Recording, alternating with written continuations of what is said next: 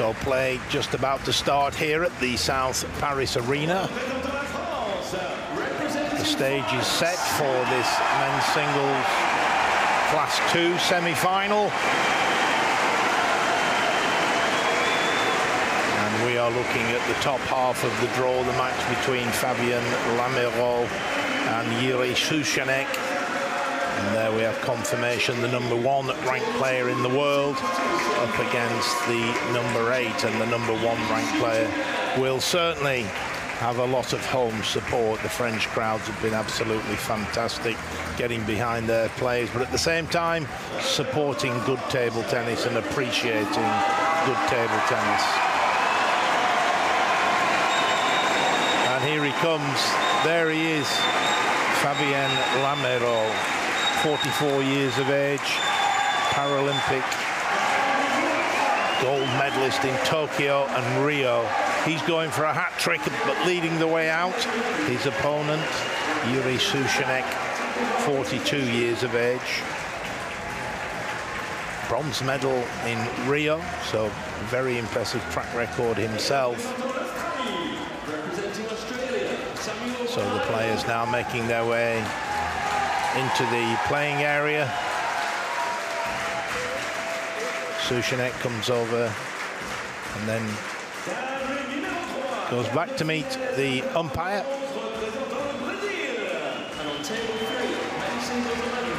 But they're going to have some final words with their respective coaches just to go over a few of the main points, just re-emphasize them.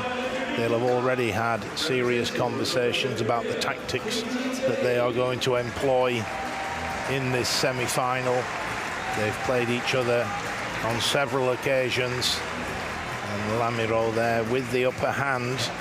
Not only is he the current Paralympic champion, but he also is the world champion, and he's won that 3 consecutive world championships. So it doesn't come much better than Lamirault, Paralympic champion and world champion. So the gentleman on screen there has got a tough contest facing him.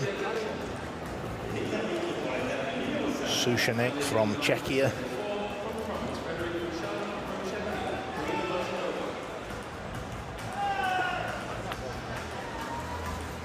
So both players now coming out to meet the 2 umpires. They'll spin the coin now to decide who's going to serve, receive serve, and who is going to play at which end.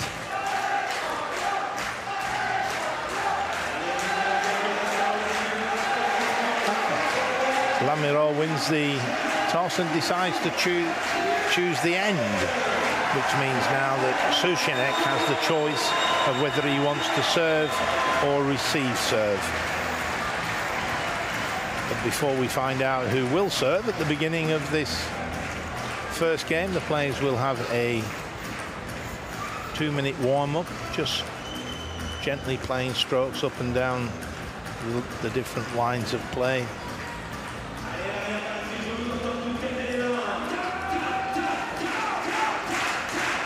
Opportunity just to groove in the shots before we start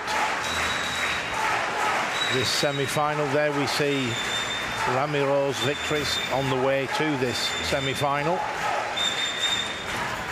And Yuri Souchanek, 42 years of age. And there we see his route to this semi-final.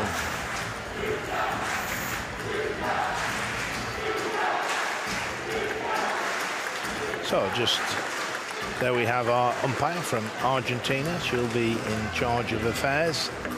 And there is our assistant umpire from Thailand.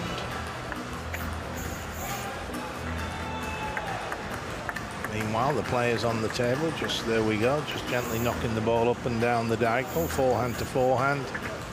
They'll do that for 20-30 seconds, and then they'll go backhand to backhands, no doubt.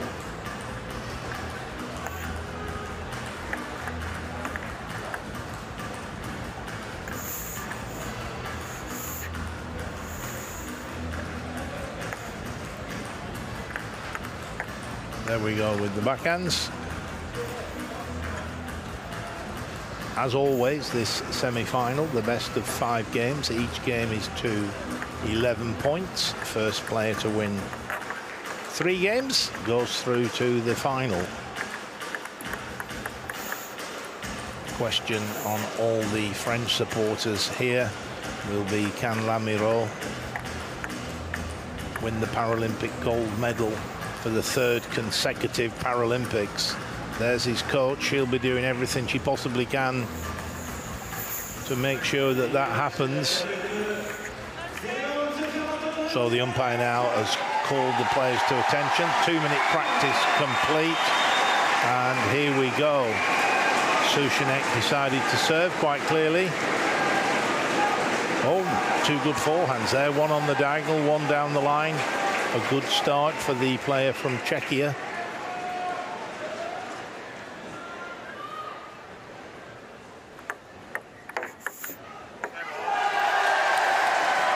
Lamiraud there pushing it deep into the backhand. Souchanek attempting the backhand topspin. Right thing to do. It didn't quite come off, so 1 point apiece. Lamiraud now with his 2 serves.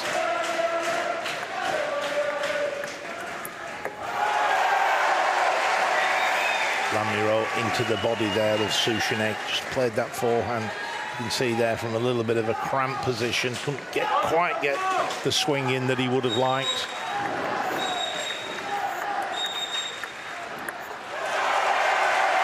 Good rally. A quick exchange. Souchanek going for the short ball. Didn't quite have the touch, the feel to make that shot.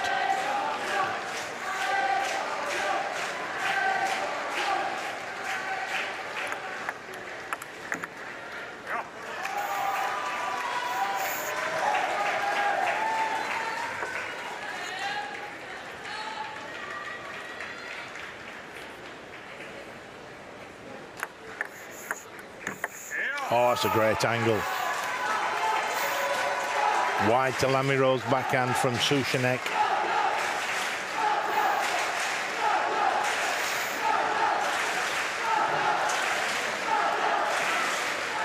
Players can towel down every 6 points. Souchanek taking the opportunity to do so. It is pretty warm down there.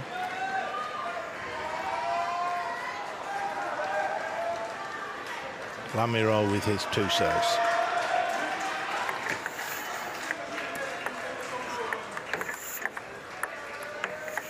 Oh, that's a great rally.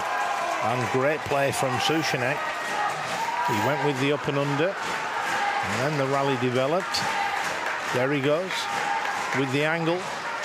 Out wide. Good start by the Czechia player.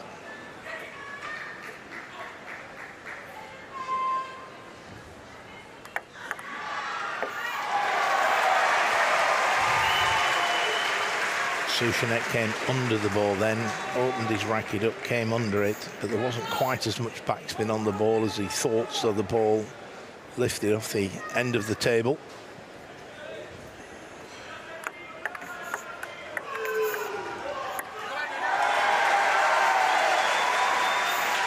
Just shadow plays the shot he was trying to do, where you return the ball back quite high, but put a lot of backspin on it, keep it tight to the net, and then the ball comes back in your direction. Overhit that one, just tried a little bit too hard on that one. Just saying to himself there, he could have hit that, it was quite high. He'd already made his mind up that he was going to go for the angle.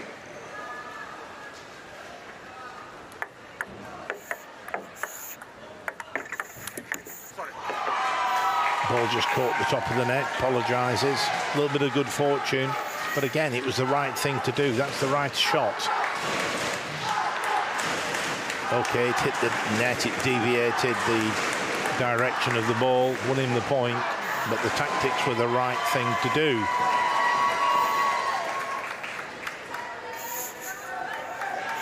So again, a further 6 points has progressed. And Souchanek once again just toweling down.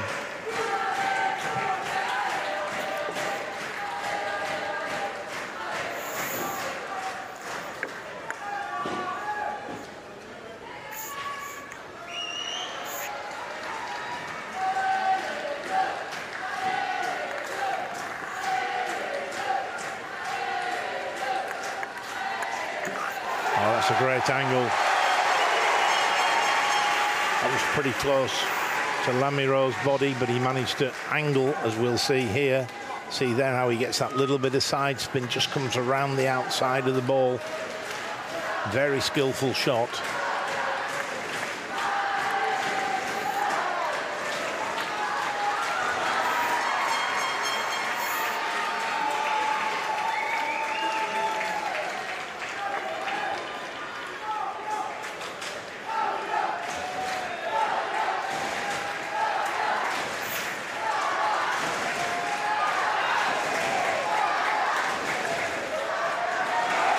Again, he's come underneath the ball, thinks there's a fair bit of backspin on that, and there's not.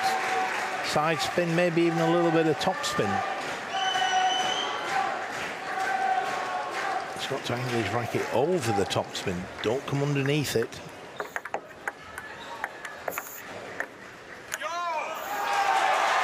So, business end of the first game, and it's anybody's. It's 8 points apiece.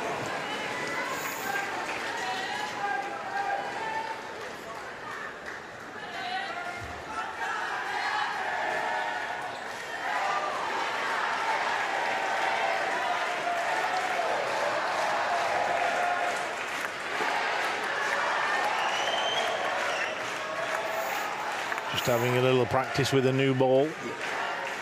They're both happy with it.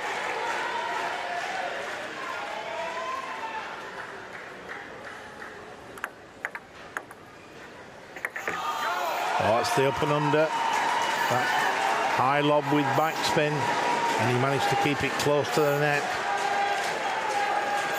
See there on the replay. Caught the action perfectly there. The ball bounces and comes backwards. Oh, great angle. Souček went for the angle first, but he didn't quite get it, and then you open yourself up. You leave yourself exposed, and that's exactly what happened there. Souček did the right thing. Again, another 6 points is passed on. Souček toweling down each time. Perfectly sensible thing to do by the Czechia player. So it's now the Frenchman with his 2 serves.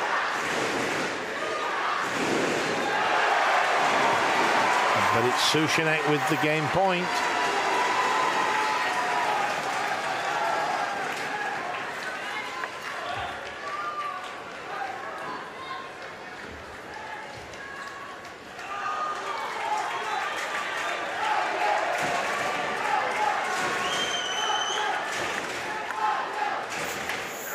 Oh, again, the lob with the backspin, a little bit of side spin this time. There's on the rim. Watch how it goes up.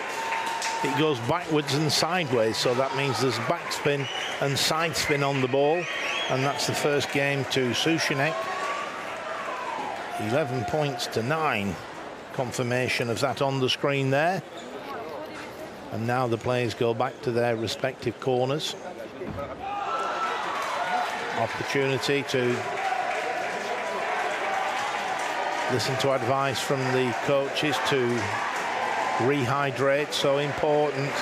Last thing you can afford to do is be dehydrated when you're trying to play. And indeed, a little bit of energy being taken on board by Souček.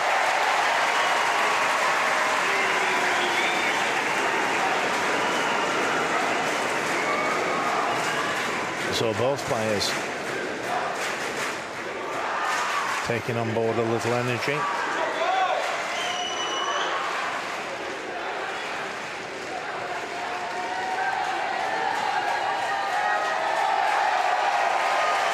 I thought Souček there played a very sensible game. He was brave when he had to be brave. He took the initiative. He went for the angles.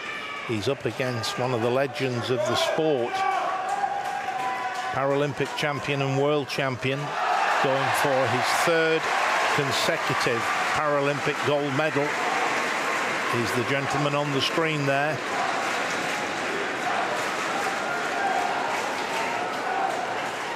And Jiří Souček from Czechia played an excellent first game.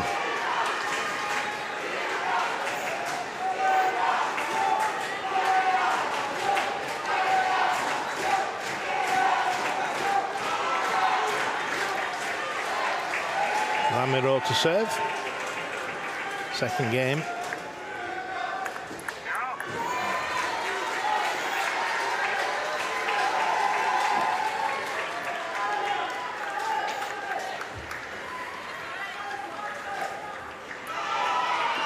(42 years of age).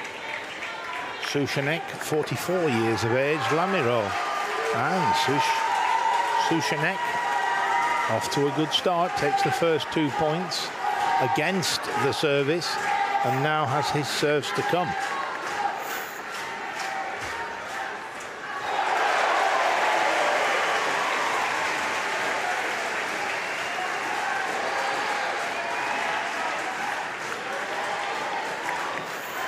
That's a great up and under from Lamiro, very tight over the net. Good backspin, the ball coming back towards him, and Souchanek unable to reach the ball.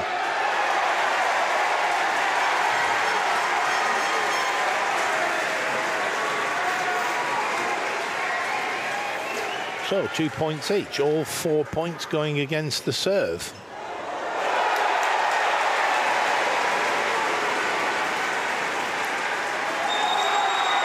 Good backhand from Lamiro, not just putting the ball back on the table, but using elbow, wrist, forcing the ball back, getting a little bit of pace on it.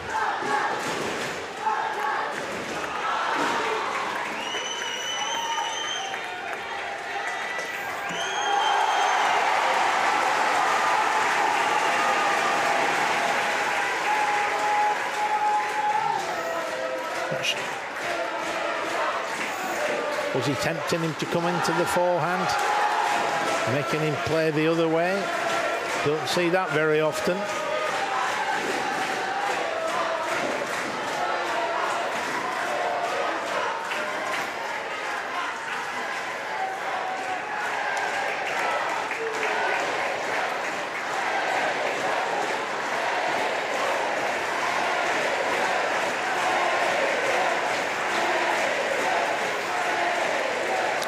Nice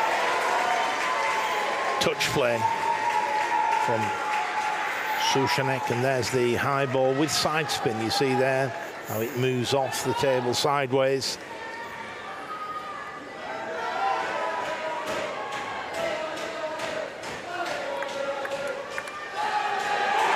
Good return of service there. It came long into Lamiro's forehand. He took on the forehand topspin. Here he goes. Managed to get quite a bit of topspin. Hit that with the reverse side, the reverse rubber. Good for gripping the ball, putting spin on it.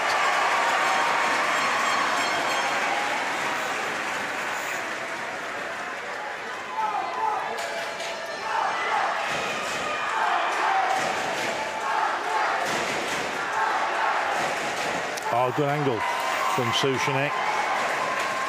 Right on the baseline, the sideline.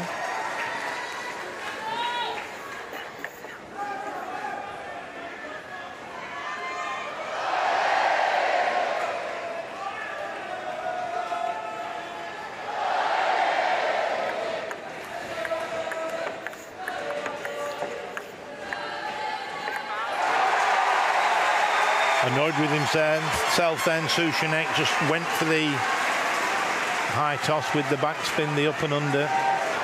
Probably the wrong ball to choose to attempt that shot.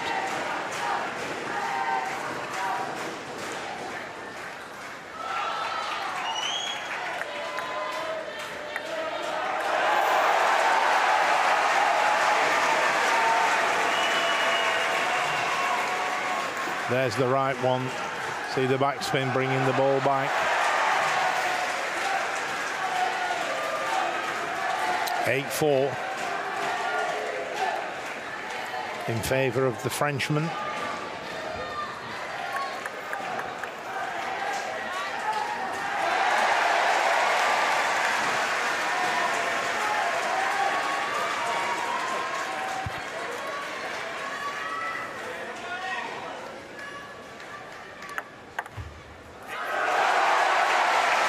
Clever serve.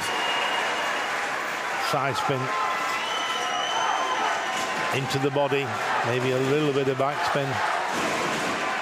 But certainly significant side spin. Came around the outside of the ball to impart that spin.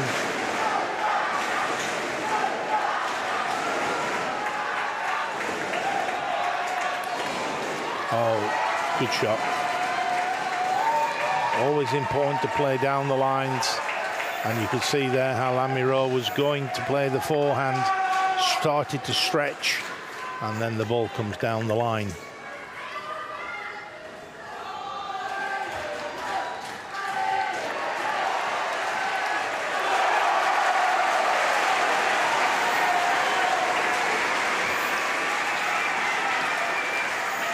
Varying the speed and spin very cleverly. 4 game points now for Lamiro. There it is, the first time of asking. Lamiro takes the second game, 11 points to 6. And this semi-final is evenly balanced, 1 game apiece.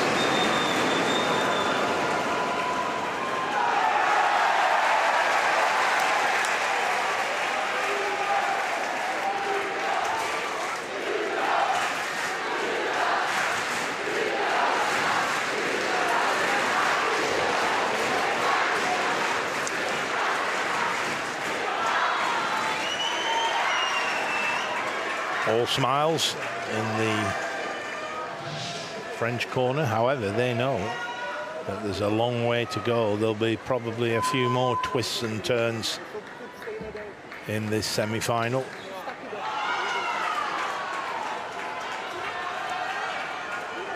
Lamiro there played some very clever up and unders where he throws the ball up with backspin. Picked the right one to do it. The right shot to do it against.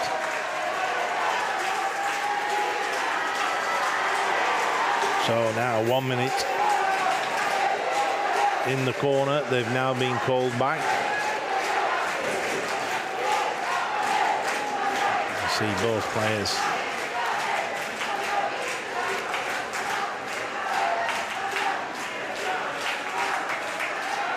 ready, or at least they're at the table. And players with gripping difficulties can use a strap to secure the bat in their hand. So here we go. Third game.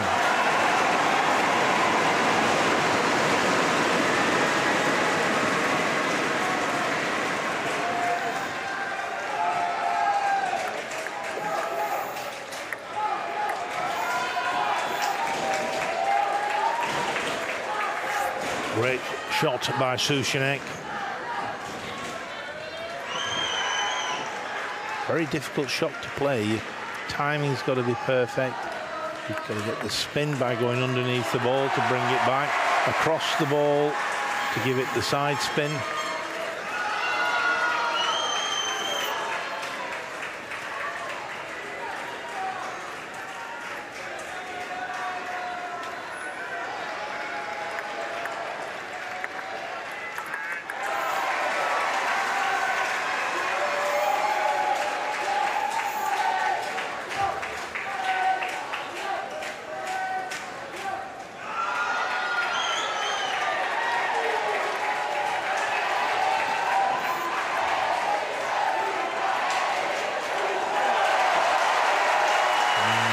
I think maybe he's wondering whether he could have hit that ball. It was quite high. Instead, he went.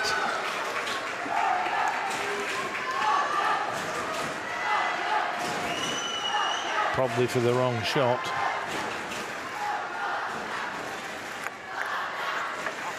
Lamiro there going for the angle out wide to Souček's backhand. And the Czechia play now with a 1-point lead and 1 service left in this sequence of 2.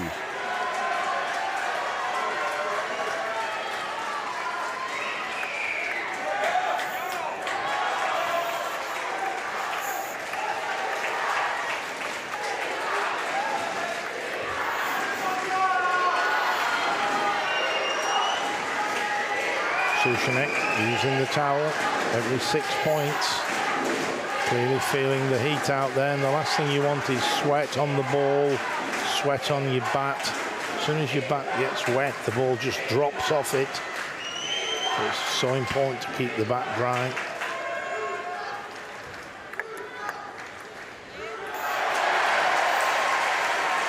Interesting shot. I think he just didn't commit enough to it. He was looking to get the side spin to kick it over across the table.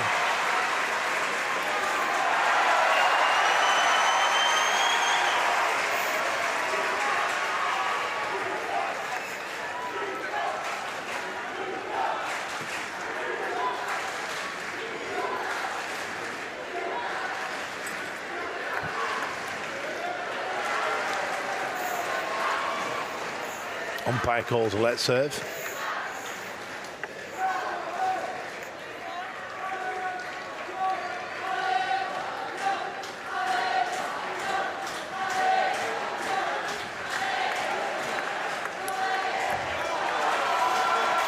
Good forehand hit into the body of the Frenchman. Just securing the strapping, supporting the grip.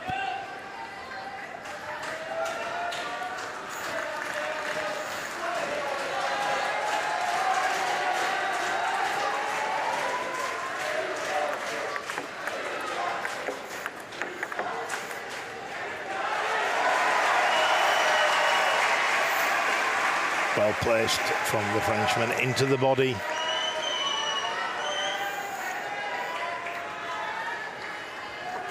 But still Czechia with a 1-point lead over France.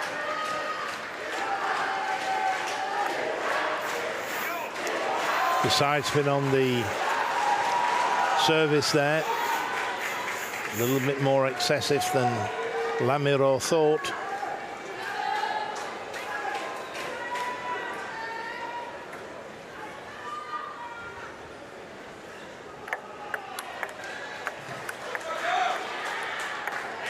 Oh, that's excellent play.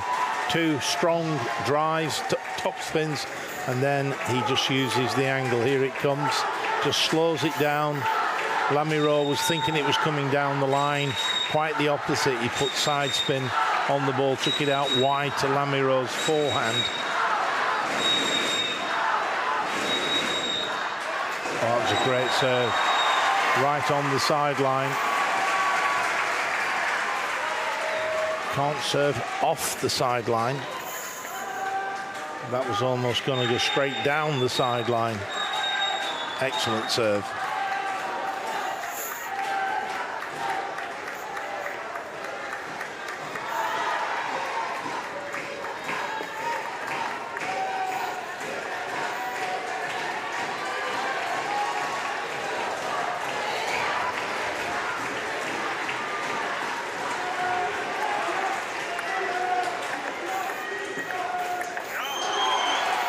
Long fast push down the line.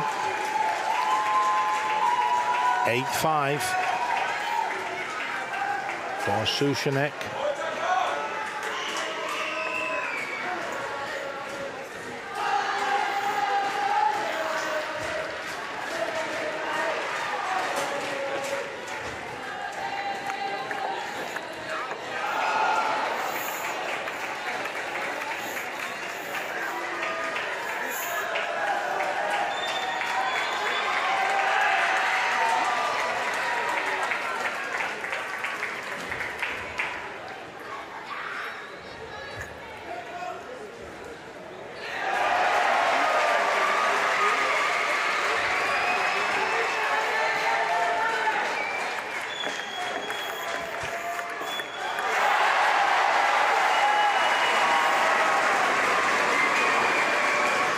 Point for Lamiro, the deficit now 3 points.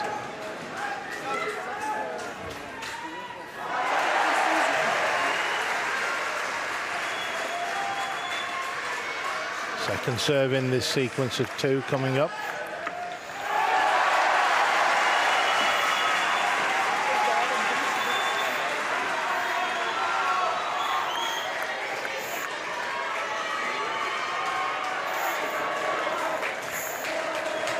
Yuri Sushanek now with his 2 serves. Critical moment, a pivotal moment, possibly in the whole match, and a timeout's being called. Sensible call by the Czechia coach. Each player has 1 timeout during the match. It's a 1-minute breaking play, and it's often used when the coach, the players sense that the momentum is with the opponent. And I just felt that Lamiro was coming back strong at the business end of that 3rd game, and so timeout called.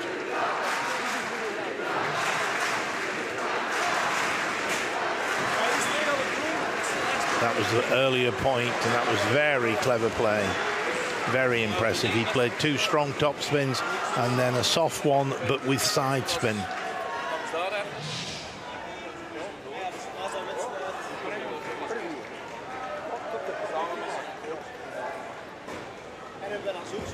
So a little bit of spray here to cool him down. There we have confirmation of the situation.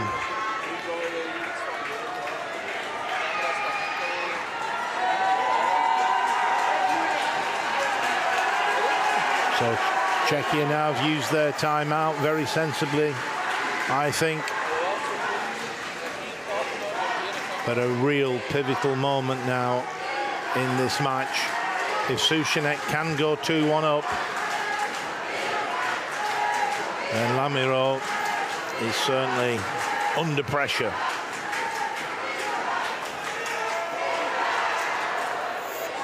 So here we go. Yuri Sushanek.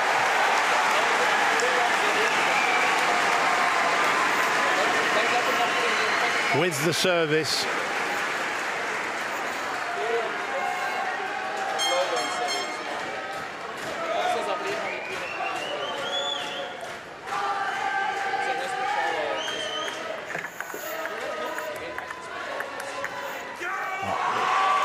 Good combination play there, constructed the point well. Backhand down the line, and then it comes back on the diagonal, and then he's in with that forehand hit. That is now 3 game points for Czechia.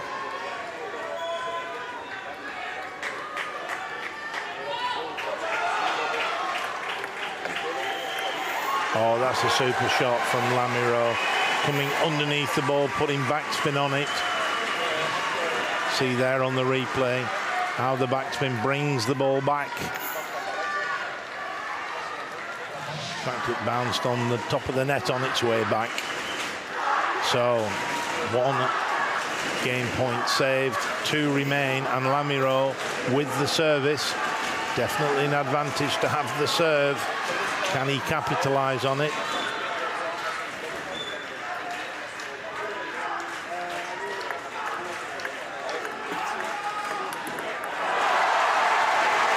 Just Chateau playing what he should have done. He should have lifted it a little bit of more topspin on that forehand. Was the order of the day. And so 2 game points saved. This is the third time lucky maybe. Lamiro with his 2nd serve.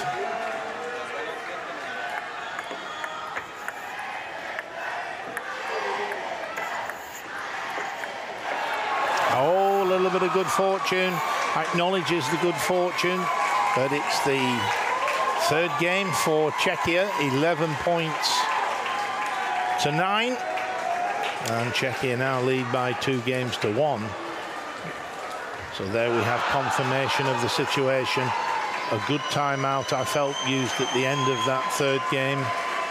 And again, we're just looking for a little bit of energy from the energy bar. Then we take on board a little bit of fluid, cool ourselves down, doing all the right things, listening to advice from the coach. It's a 1-minute break in between the games. See here the French coach.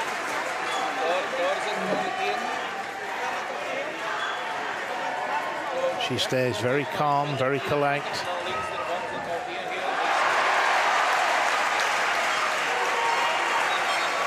Lamiro and his partner, Chateau, got a bronze medal in the doubles here at the Paralympics. So Lamiro already in the medals, but of course This is the one he wants, the hat-trick of men's singles title. He took gold in Tokyo, he took gold in Rio. Can he take gold in Paris? 3 on the run if he can. He's under a little bit of pressure now. Maybe that's an understatement. He's 2-1 down.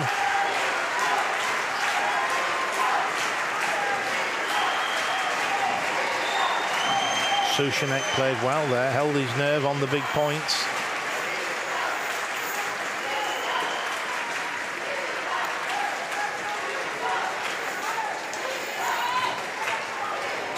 So Lamiro to serve at the start of the 4th game.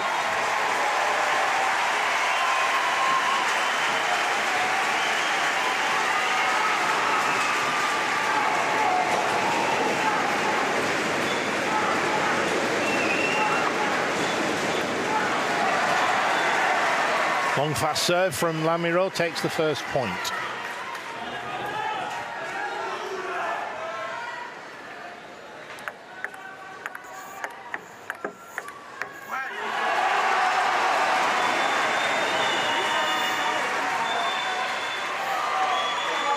So good start by France.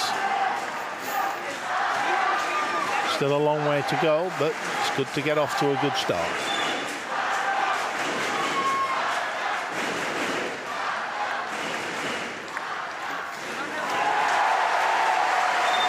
Looking to go with the short side spin, take it out wide to Lamiro's forehand.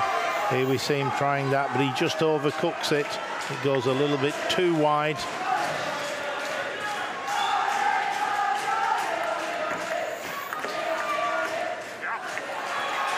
Good backhand topspin down the middle of the table from Souchanek.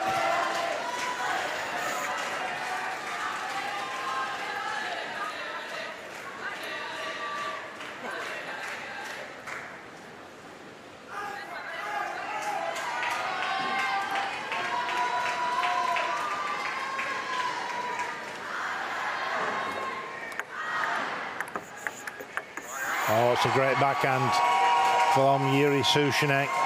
Good use of the wrist. To just see that again on the replay. You can see there the flash of the bat. Wonderful control. And there's the up and under, and it's a perfect one. Backspin and side spin.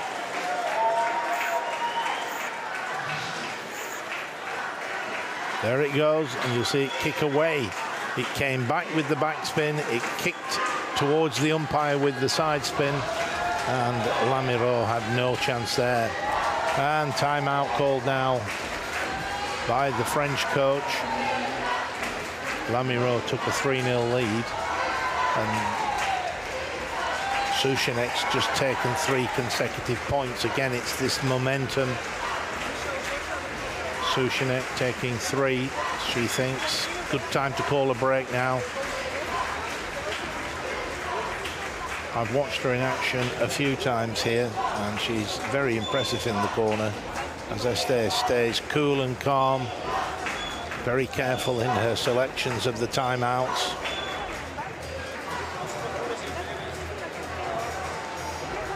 And the players most certainly listen carefully to the advice that she gives. Clearly a lot of respect between the player and the coach.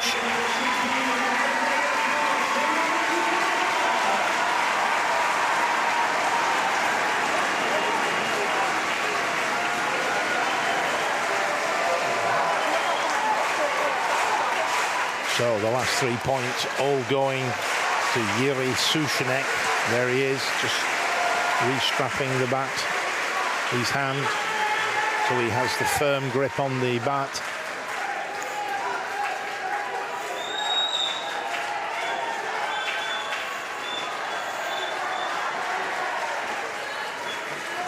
So can he extend on the 3-point run? He's got his 2 serves to come now.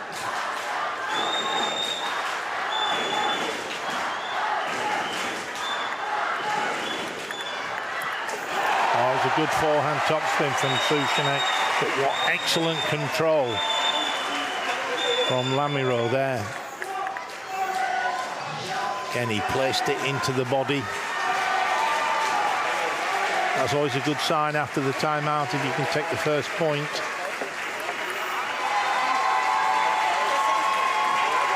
Four points apiece.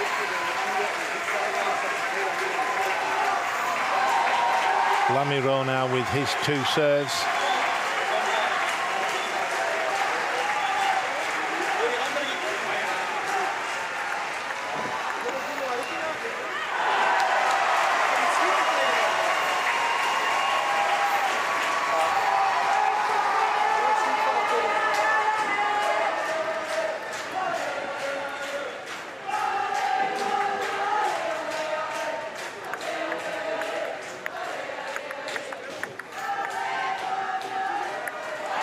Bounced on the wrong side from Souček's point of view. So Lamiró now with the 6-4 lead. The crowd really getting behind him. Just see this fall short of the net. Very close to being an excellent shot. Oh, that's a great backhand. Serve into the backhand corner, as you can see there. And then the hit down the other side of the table. Playing to the two corners. Excellent play, 6-5 for the Frenchman. And he went for the angle wide to Souček's forehand. Just tried a little bit too hard. And so 6 points apiece. Big crowd in the South Paris Arena 4. 6,000 people-ish. A large percentage of those French supporters, as you would expect.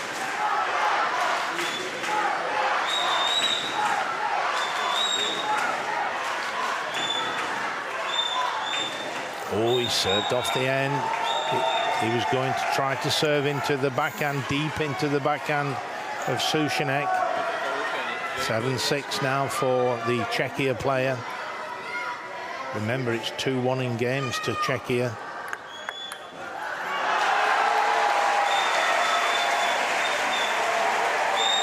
Souček being brave there. He was going for a forehand topspin return down the line. If I'm the coach of Souček, I'd be nodding and applauding there. Well done. Right thing to do.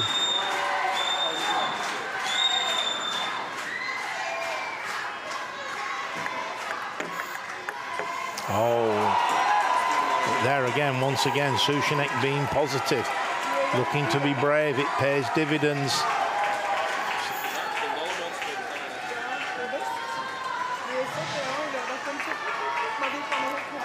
Eight, 7.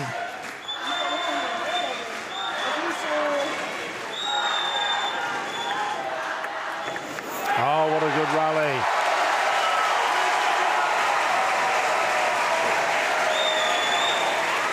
Souček counters the up and under. And then Lamiró comes in and takes that high ball very well. So 8 points apiece. Lamiró with his two serves. Oh, that's a lovely side spin lob. Impossible to return that. Just look there how it kicks away now, heads towards the umpire.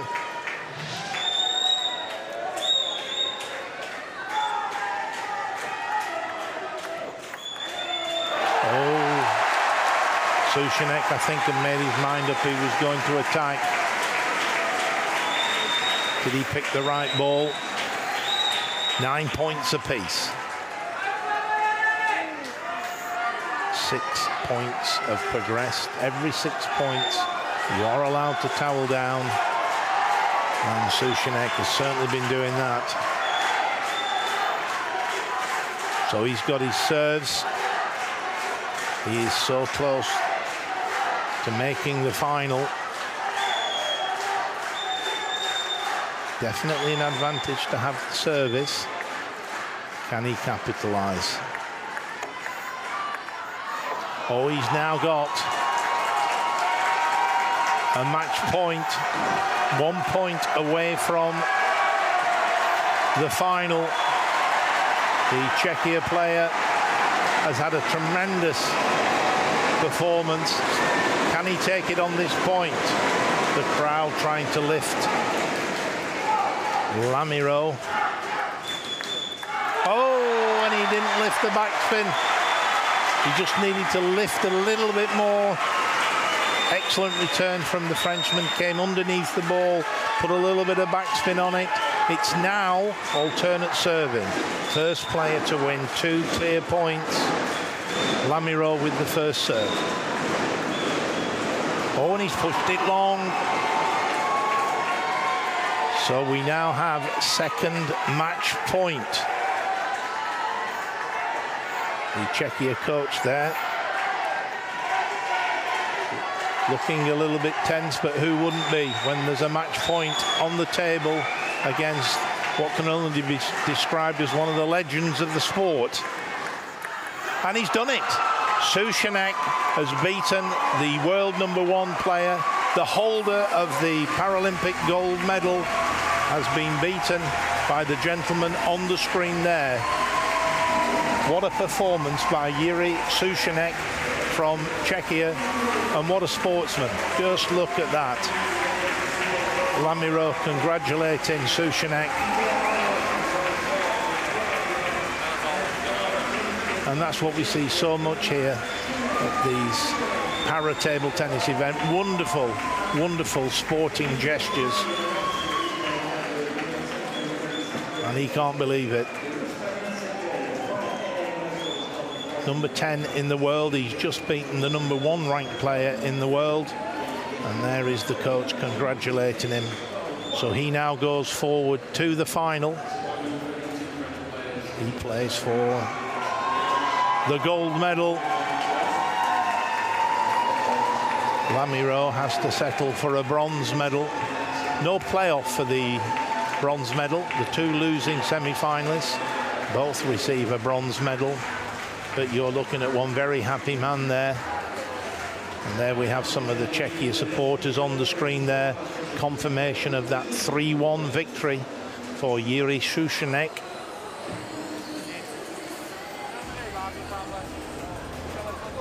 Confirmation, as if we need it.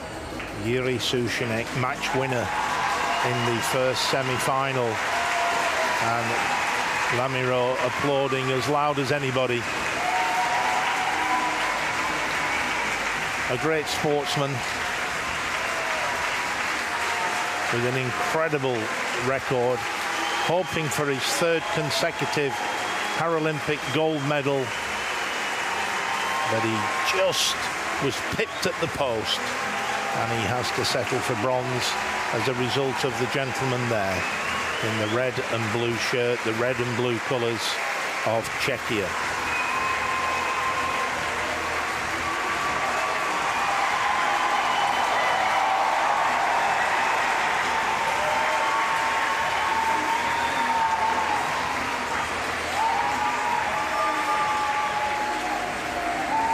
There's the match point, the backhand on the diagonal, and the block into the net from Lamiro. And that is pure delight. And just look at this, that is genuine, isn't it? The congratulations from Lamiro.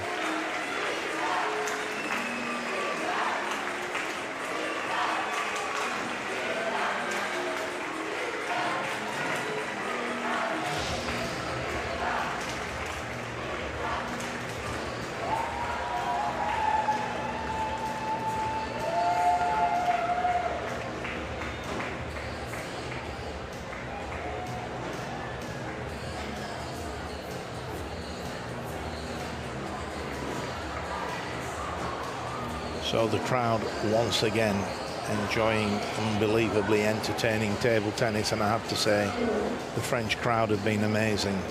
They obviously support the French players, but they really do support good table tennis and sporting gestures.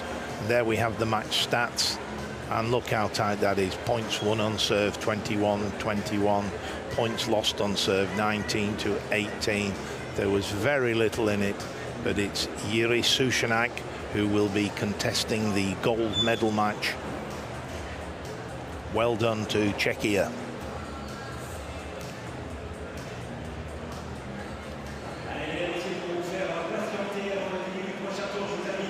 So we await to see who Sušánek plays in the final.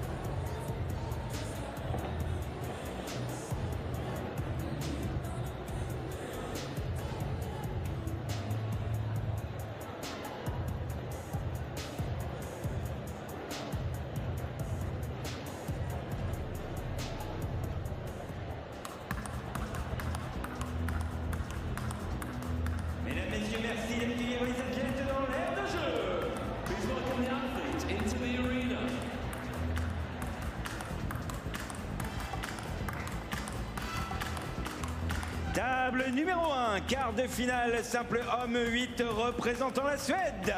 On table 1, men's singles A quarterfinals, representing Sweden, Emil Andersson.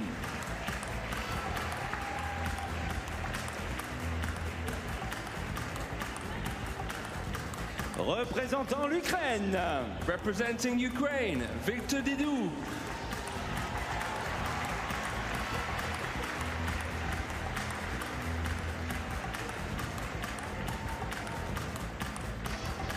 Table numéro 2, demi-finale, simple homme 2 représentant la République de Corée. On table 2, men's singles 2 semi-final, representing the Republic of Korea, Chateau.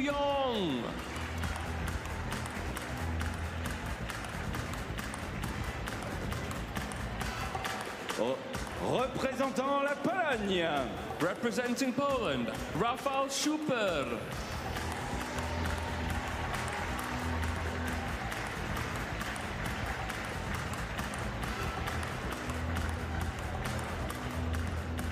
Table numéro 5, quart de finale, simple homme 8 And so the players making their way to the table for the men's singles Class 2 semi-final. And this is a match between Cha Soo-young, who's in the lead there, from the Republic of Korea, and his opponent in the blue top, just coming on court, is Rafał Schuper. Again, this semi-final will be the best of 5 games. Each game to 11 points. First player to win 3 games will go through to the final. Last chance to have a few words with their respective coaches.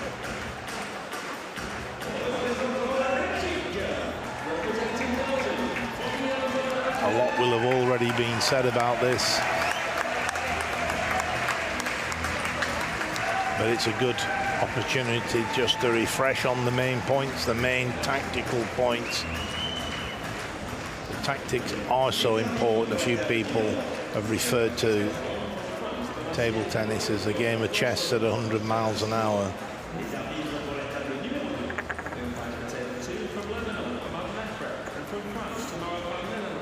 So the two players shake hands, have a look at each other's bat.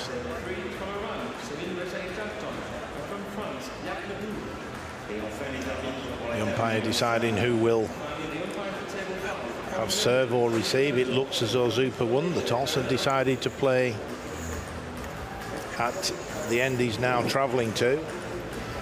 By choosing the end, his opponent, there he is, Cha Soo-young, has the choice of whether he wants to serve or receive serve.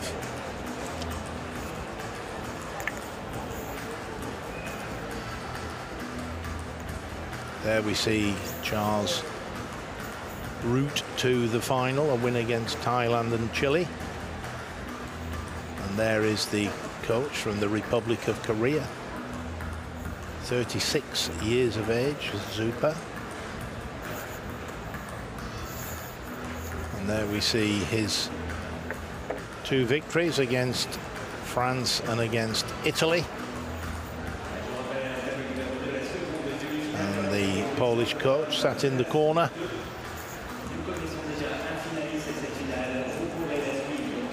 Cho just using a strap just to overcome any gripping difficulties.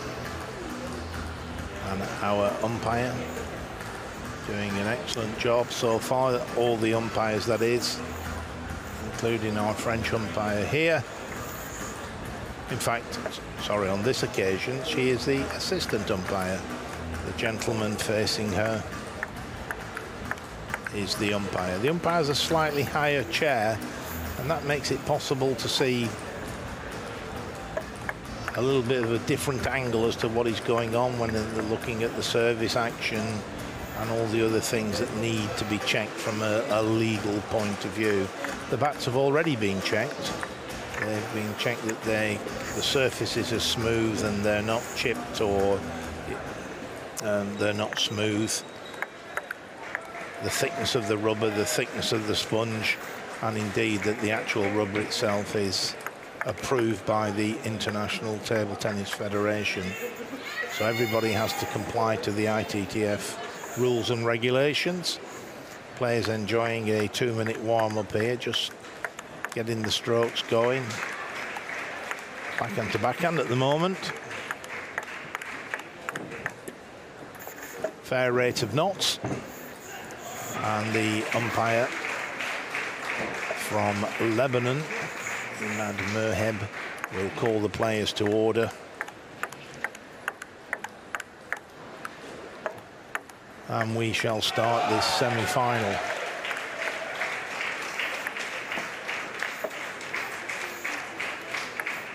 So,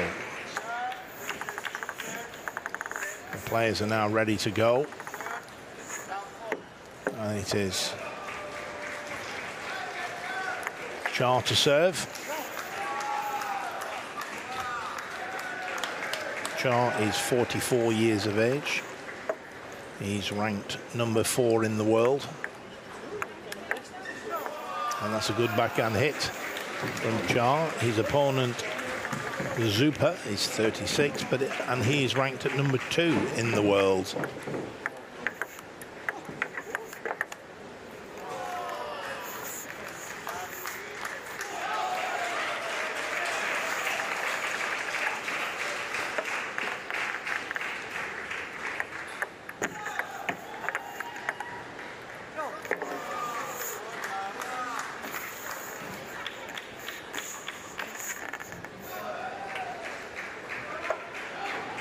Good start by the Republic of Korea. Oh, that's a well-angled return from Zupa. Just see here, there he goes. A little bit of side spin, as you can see, the ball bending out wider to Charles' forehand. There's the up and under. Didn't quite have the... Yes, it did. It was perfect then. It just bounced over the net. No, it didn't. It's 5. I saw the Polish coach clapping.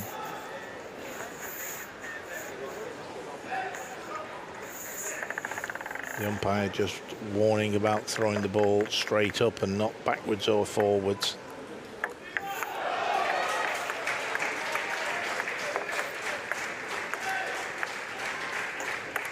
Oh, look at that. That's how to deal with an up and under. He leant in. It wasn't quite short enough, but it's still fairly short. But in he comes, takes it off the bounce. It's a 6-1 lead for Korea.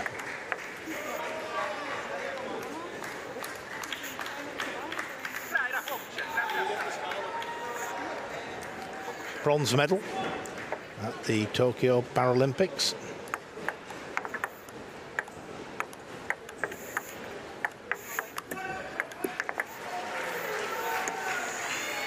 And also Charles won a bronze medal at the 2022 World Championships in Granada.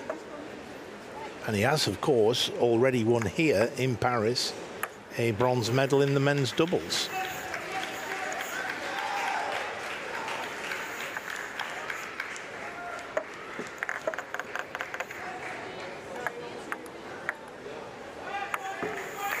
That was a much better high toss with backspin. Came underneath the ball. Just landed it over the net, and the backspin brought it back in his direction.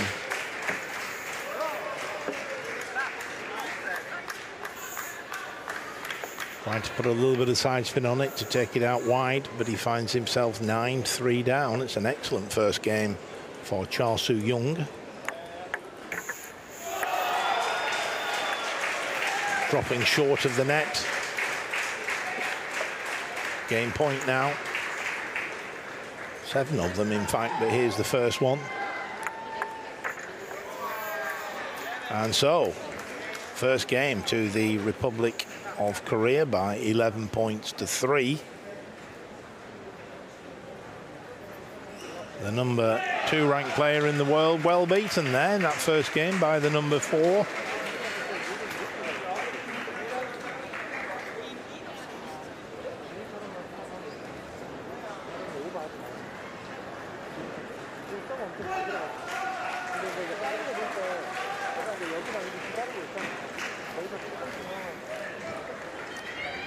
Zupa there, with his back to the camera, won a silver medal at the Rio and Tokyo Paralympics. Just cooling himself down. Obviously hoping to go one better here and win the gold. World Championships in 2022 and 2018, he also won a silver medal. At the moment, all the big medals have been silver. What a wonderful time to turn that silver to gold. But he's now 1 game to 0 down, and that's the gentleman who's causing the problems. Cha from the Republic of Korea. Zupa to serve at the start of this second game. Needs to get off to a good start.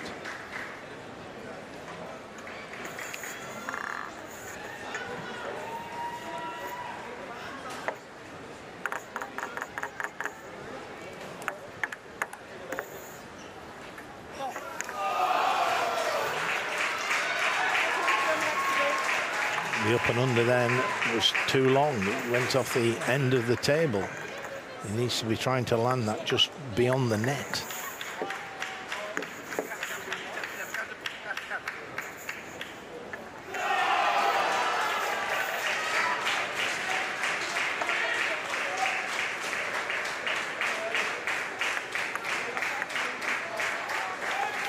Cha there going for the backhand topspin. Good elbow wrist.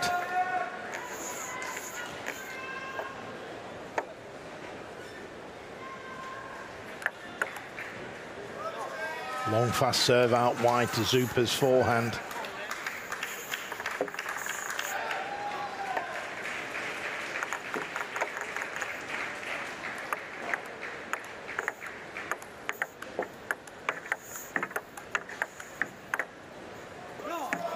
Backhand to backhand on the angle, both playing wide. And it was Cha Soo-young who came out on top.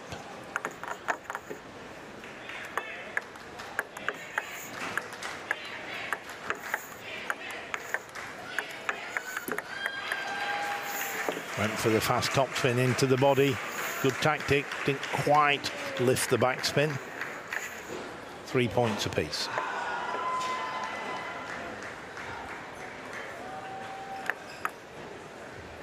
Now that is a perfect up and under. Heavy backspin, just bounced over the net and then came back very acutely. So Zupa now with the 2-point lead. Just see if that up and under gives him a little bit more confidence.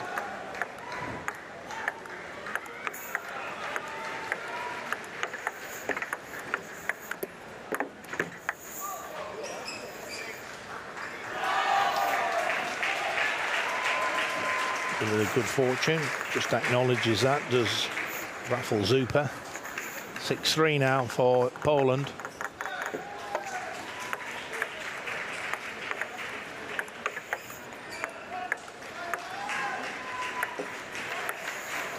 He's now got his feel for that shot. That again was very close to the net, very heavy spin, and a 7-3 lead now for Zupa.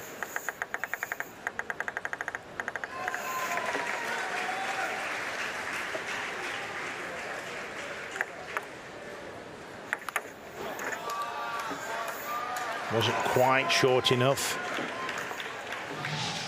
Cha steps in, just have a look at this, how he does it. As the ball starts to rise.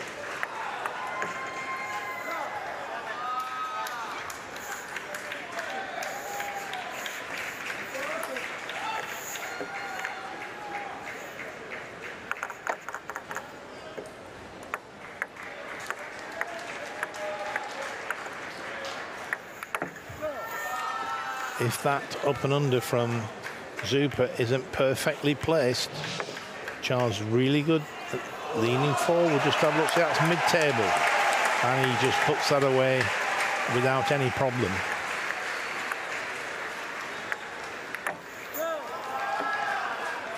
Again, Zupa goes for the up and under. It's mid-table. It's got to be short over the net. Anything mid-table, just look at that. Pushes his chair closer to the table. He can see it coming. He gets as close as he can, and he puts it away.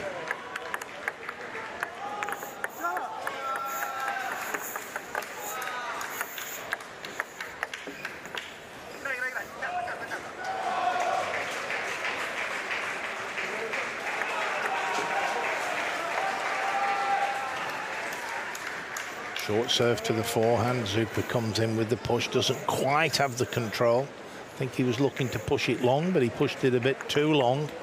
And now Charles with a 2-point lead, 9-7.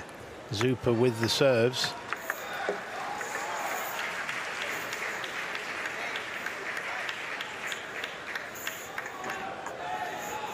Big point. Doesn't want to be 10-8 down facing Charles' service.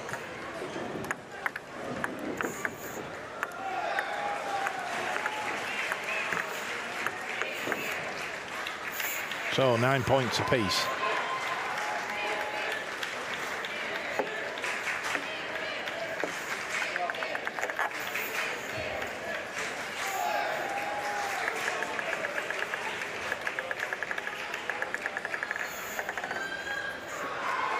Charles with the service.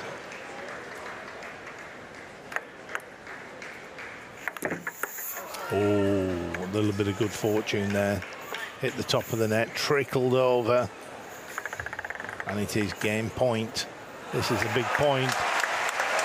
If Charles goes 2-0 up, Zupa has got a real tough time ahead of him. He needs to win this game. The flick down the line would have been a beauty. Just mistimed it. Zupa now with his serve. Alternate serving. First player to win 2 clear points.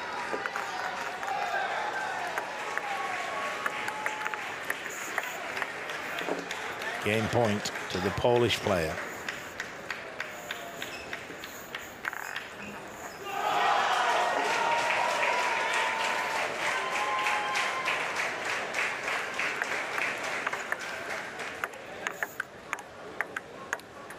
Oh, good backhand down the middle. Each player's had a game point.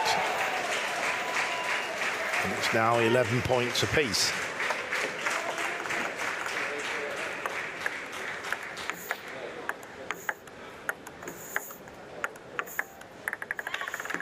Zupa's winning those the backhand pushing rallies. And they look to develop that as a tactic, push into Charles' backhand. There we go.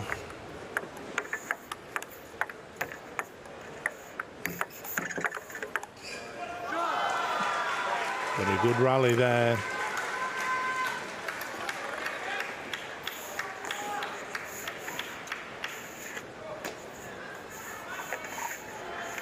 Twelve points apiece.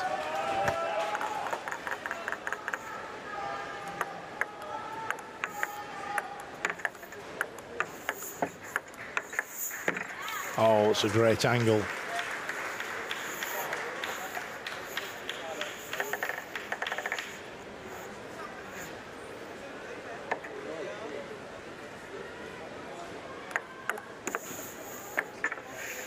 Oh, and that was a good up and under.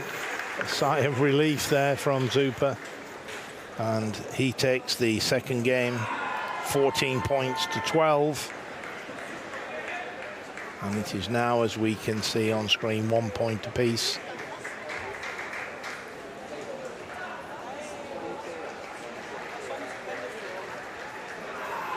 Important to take on board the fluid. You can't afford to get hydrated when you're playing such a highly skillful game.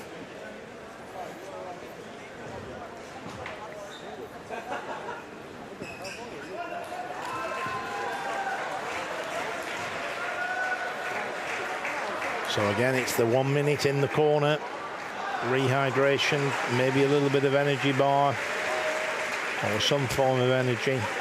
But most importantly, the advice from the coaches. There's that up and under. That one dispensed very efficiently. But this is the one that wins the second game.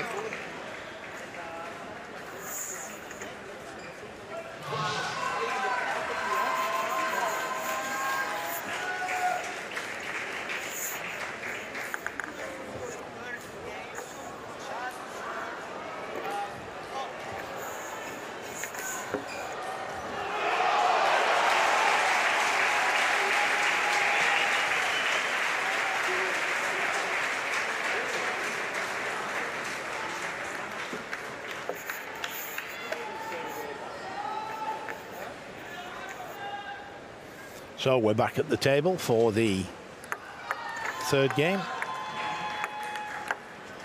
One game apiece. First to win 3 games. And that was an error from Charles. Zupa now with a 1-point lead. 1-0, first point. And that's a great return. A little bit of side spin came around the outside of the ball. There we see it. You see the side spin. And then we see how that affects the bounce of the ball, taking it even wider to Charles' forehand.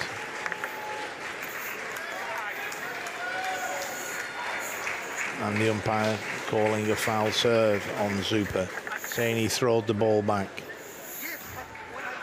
Say he's got to throw it upright, he mustn't throw it backwards.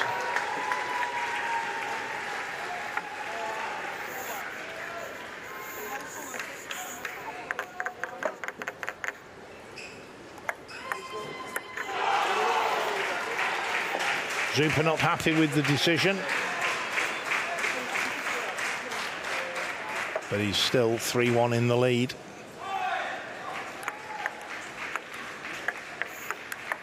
Oh, that's a lovely backhand straight down the line. Good technique, hit it well. Here we see that again. There it goes.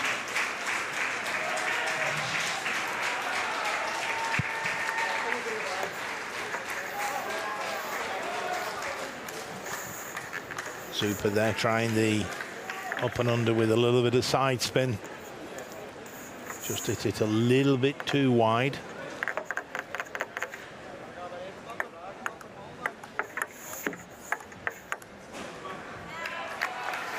Again, the backhand to backhand rallies tend to be going Zupa's way.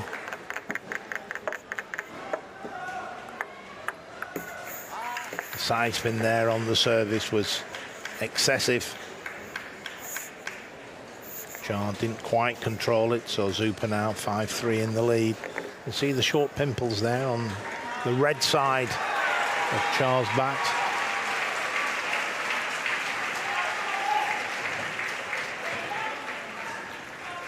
Zupa having a little chat with the umpire on the way back. No doubt telling him what he thought about the decision about the foul serve. But he's now in the corner, and there we have the Republic of Korea coach and player. They called the timeout. I think they sensed that Zupa was just getting on top, getting some sort of momentum going. So to stop that, why not? Let's call the timeout. Each player has 1 timeout in the match. Just a 1-minute break.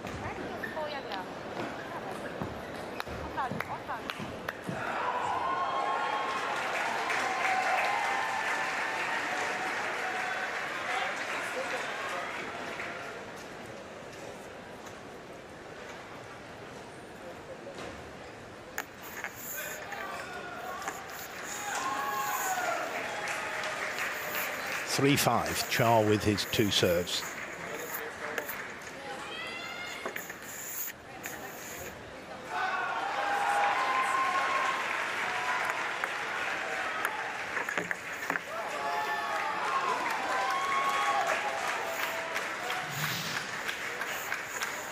Looks as though he'd left that too late, but he just gets it. And it's a well-placed hit, is that? 4-5. And Zupa pushes long, so timeouts worked for the Republic of Korea. 5-3 down it. And they come back to the table and take the first 2 points. Zupa now with the serve.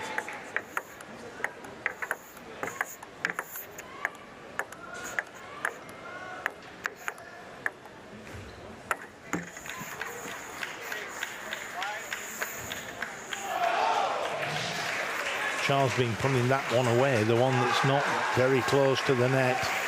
But the side spin perhaps took him a little bit by surprise. Side spin, backspin on the ball there.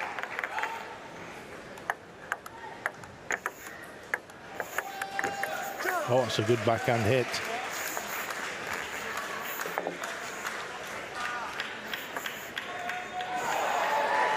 Six points apiece.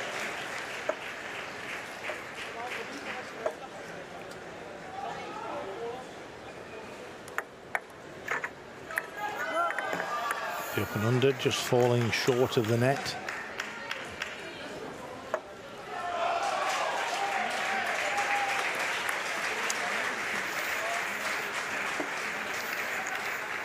Service error.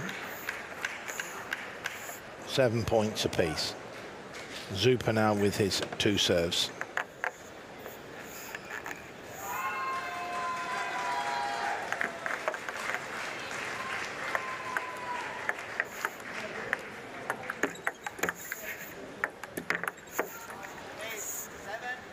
This time good fortune favours Zupa. He acknowledged that, raised his hand. 8-7 for Poland.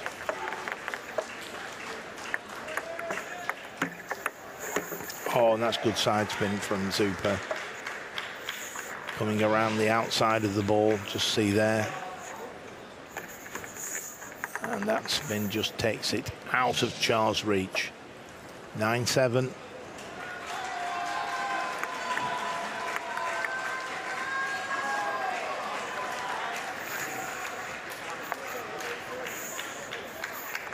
Backhand hit. Effective from Charles, 9-8 in favour of Poland. And that's a good up and under. Charles was at full stretch, couldn't quite get his full bat on the ball. It hit the top edge of the bat. So Zupa serving with 2 game points.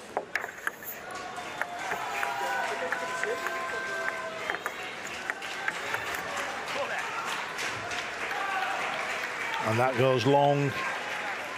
And Zupa takes the 3rd game, 11 points to 8. And he now leads by 2 games to 1 as the players go back to their coaches. 1 minute. And then the umpire will call them back to the table. On screen there, confirmation of the situation in this semi-final.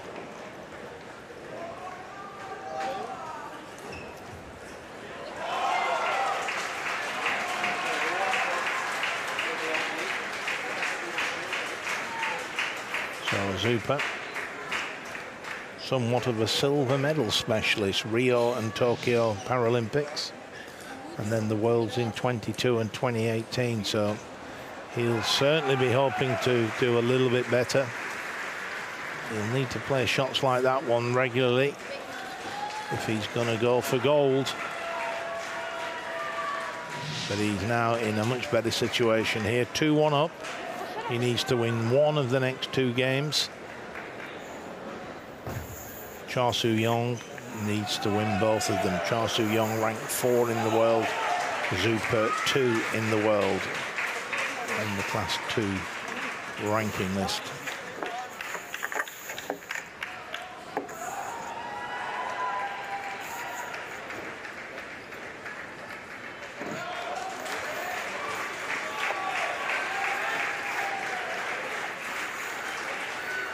So Zupa to serve first.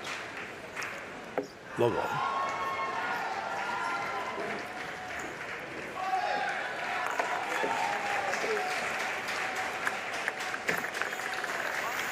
Heavy backspin on the service.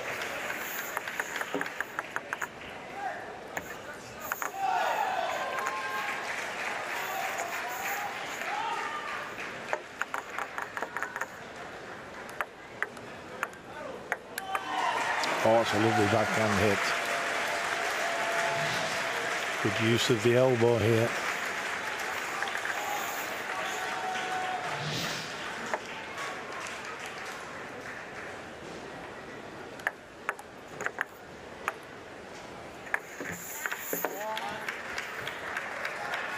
Once again, it's the side spin that's causing the main problem. Here he goes, throws it up now, and the spin comes out of the screen almost.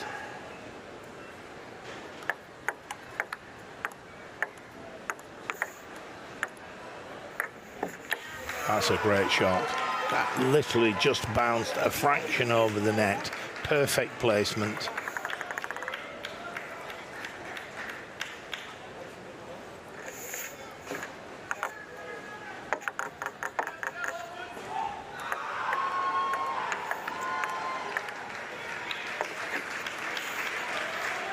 Zuper opened the rally out, quick counter-attacking exchange.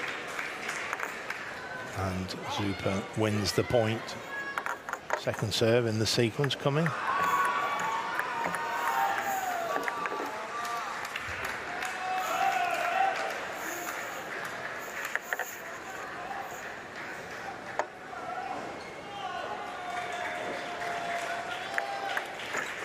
That's a great serve, right in the corner of the table. Appreciated by the Republic of Korea's coach.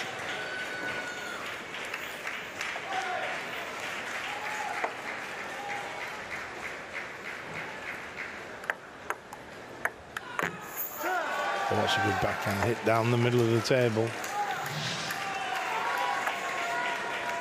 Backspin on the ball, but he lifts it.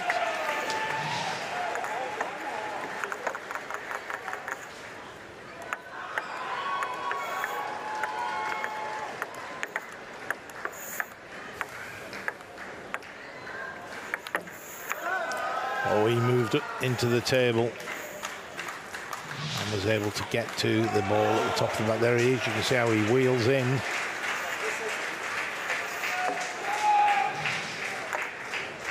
So 5-4 in favour of the Republic of Korea. That went long, so it's the halfway stage in this fourth game. 5 points apiece.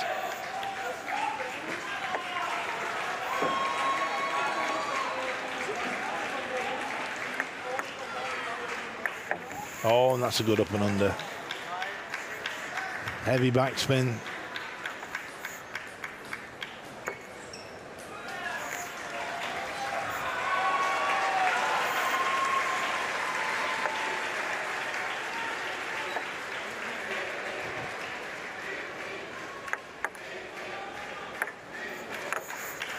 That's a great shot. Poland now 2 points ahead. That literally again was just over the net. That's the perfect placement. Good spin on the ball.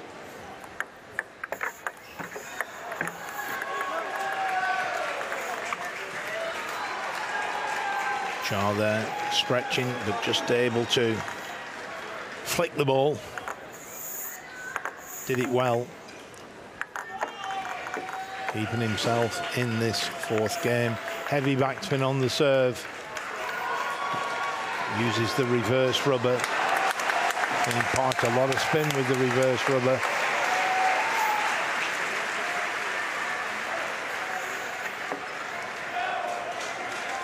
Cha now, the 44-year-old, with his 2 serves to come.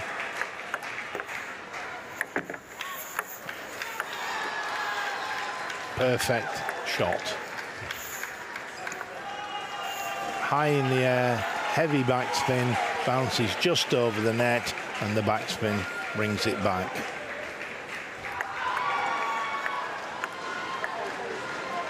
So 4 match points now for Zuper.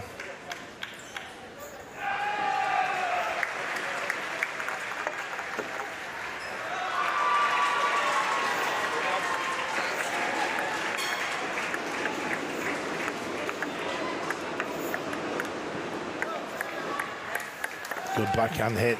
Zuper trying to block it, and Zuper now calls timeout. Sensible thing to do. He's got 3 match points. Why not use the timeout? His opponent's just won the last point. Let's prevent a run of points happening. Let's just stop the game.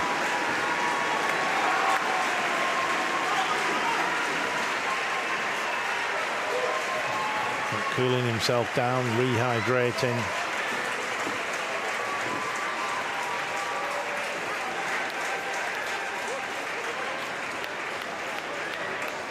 So Zupa is back at the table as it was his timeout.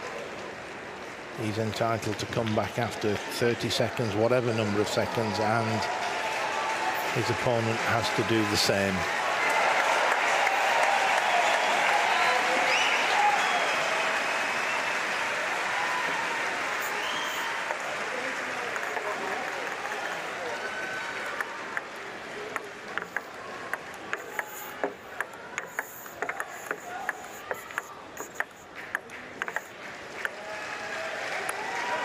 He knew as soon as he'd hit the ball that he hadn't got the contact between bat and ball. He felt it. He knew it wasn't quite correct, so that's 2 match points saved. Third one coming up.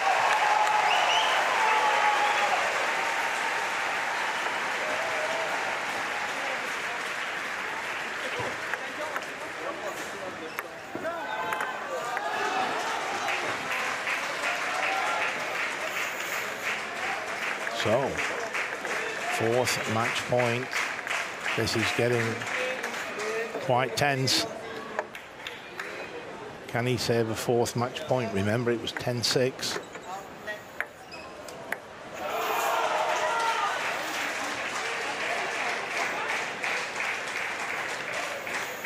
Let's serve called.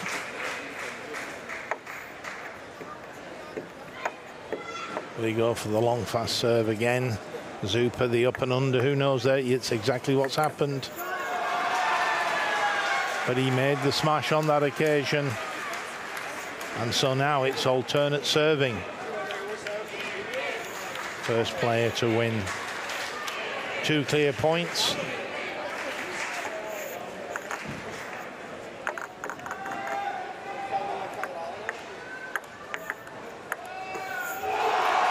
That's 5 consecutive points for Cha.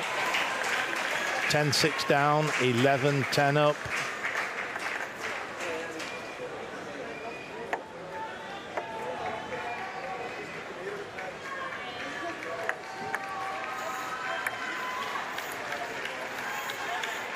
He points to that as if to say, why didn't I do that before?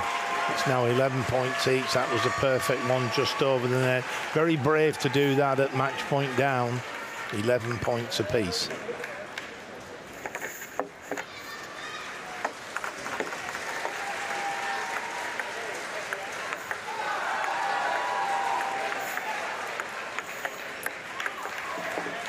And so a 5th match point now for Zupa.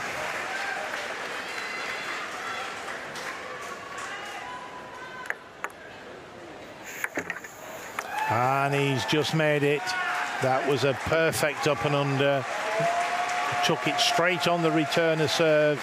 He's absolutely delighted. A wry smile on the face of Cha. How exciting was that? 10-6 up. We all thought he was home and dry. And then 5 consecutive points for Cha. And he has a game point to level this semi-final at 2 games apiece. That certainly was a thriller. But the gentleman there from Poland, a 36-year-old, ranked 2 in the world, he's through to the final. Raffel Zupa. Can't stop smiling, and why not? His challenge now is to improve on the silver medal that he won in Rio and Tokyo. Confirmation there. Lost the first game 11-3. And there were 2 very close games after that. But he managed to win them both. And he's now in the final of the men's singles class 2.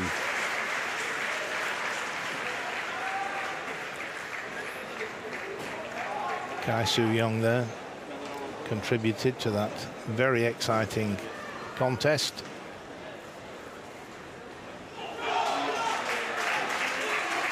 Confirmation that Zupa is in the final.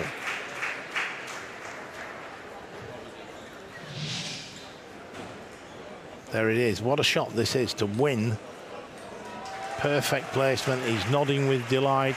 He knew when he hit it, you feel it in your hand when you get the timing right, the contact between bat and ball right, and it all lined up there and resulted in an excellent high toss backspin. And there is one happy Polish player and one happy Polish coach.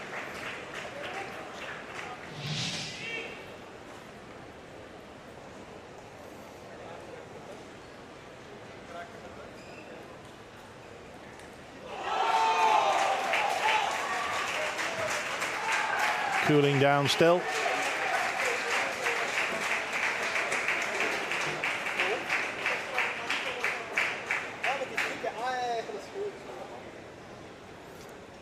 The rehydration process started already.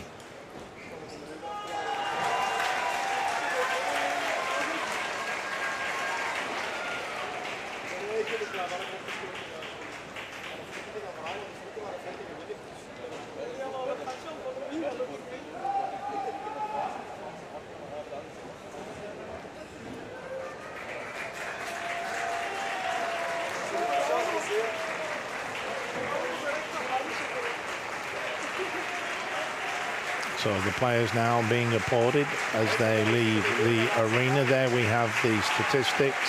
Not a massive amount between the two players. Points won on serve. In fact, Chateau wins 24-22. Probably all down to the fact the first game was 11-3 in his favor.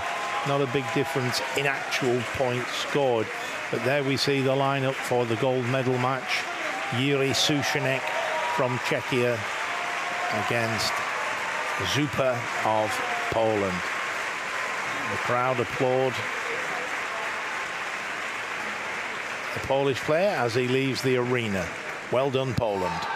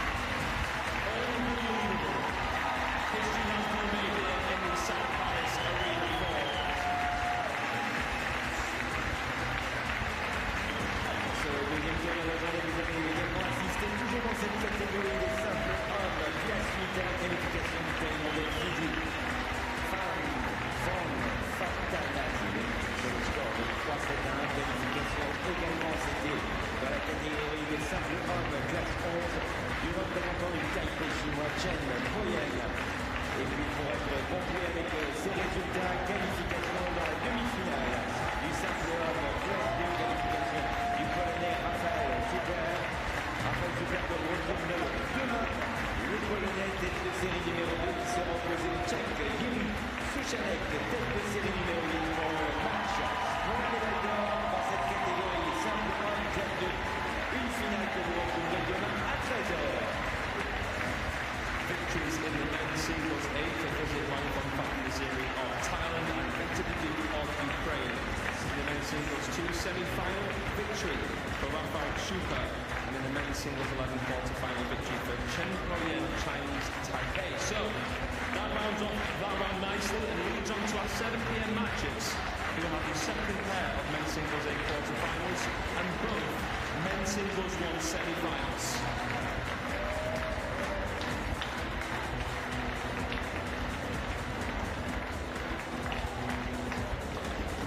De 15 minutes, le début du troisième tour, où vous retrouverez notamment à nouveau 2 demi-finales dans la catégorie des simples hommes classe 1.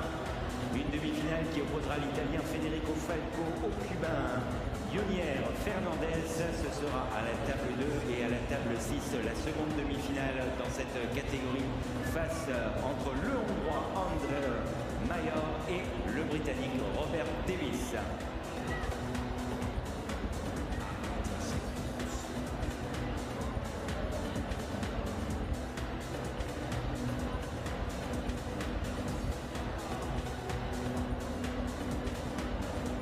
N'oubliez pas nos 2 finales qui auront lieu ce soir à 20h. La finale simple femme classe 5 et match pour la médaille d'or à 21h. Simple homme classe 10 et dans la foulée de ces matchs, la cérémonie des vainqueurs. A reminder as well that we have 2 gold medal matches this evening scheduled for 8 and 9 o'clock respectively. The women's singles 5 and the men's singles 10, which will of course be followed by the victory ceremonies for those 2 events.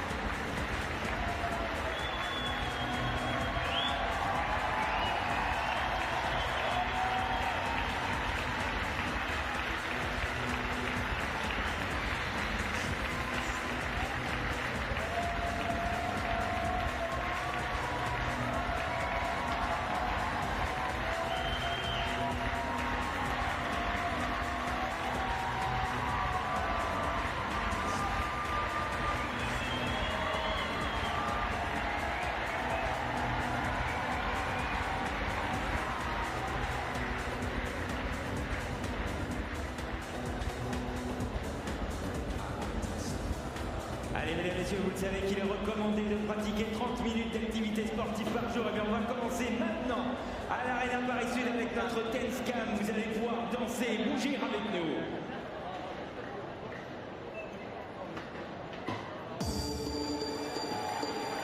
It is time for the dance cam, ladies and gentlemen. We saw some great work earlier on in the karaoke. Let's see some moves. Allez, c'est parti. Rouge.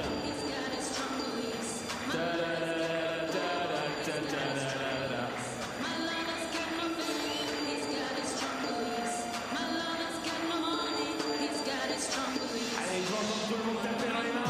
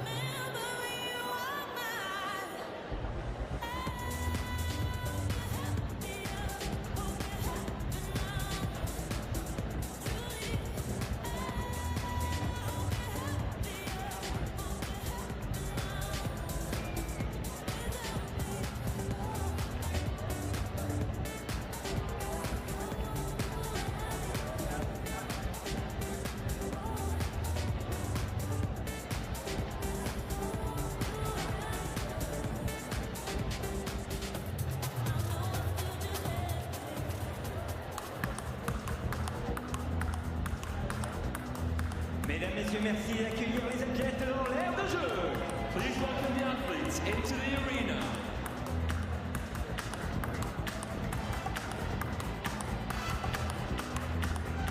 Table numéro 6, demi-finale, simple homme 1 représentant la Grande-Bretagne. On table 6, men's singles 1, semi-final, representing Great Britain, Robert Davis.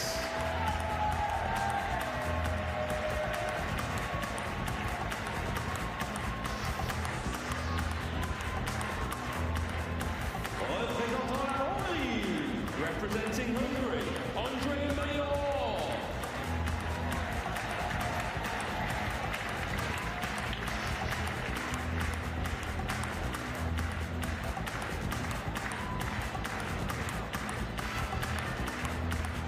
Table numéro 1, quart de finale, simple homme 8 représentant la Grande-Bretagne. On table 1, men's singles 8, quarter-final, representing Great Britain, Aaron McKibben.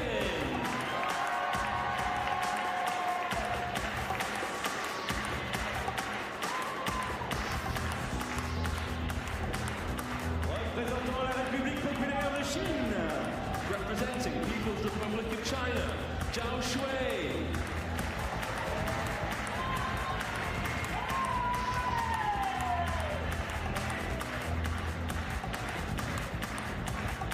Table numéro 2, demi-finale, simple homme 1 représentant Cuba. On table 2, men's singles 1, semi-final, representing Cuba, Junior Fernandez.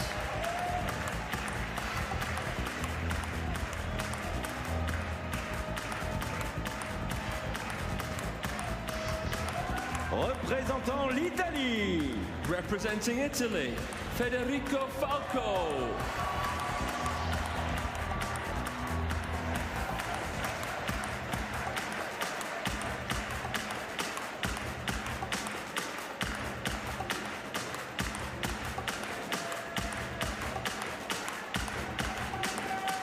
Table numéro 3, quart de finale, simple homme 8 représentant l'Ukraine.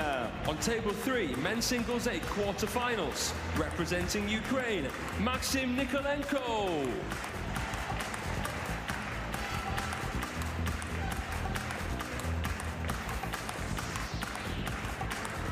Représentant la France, Representing France, Clément Berthier.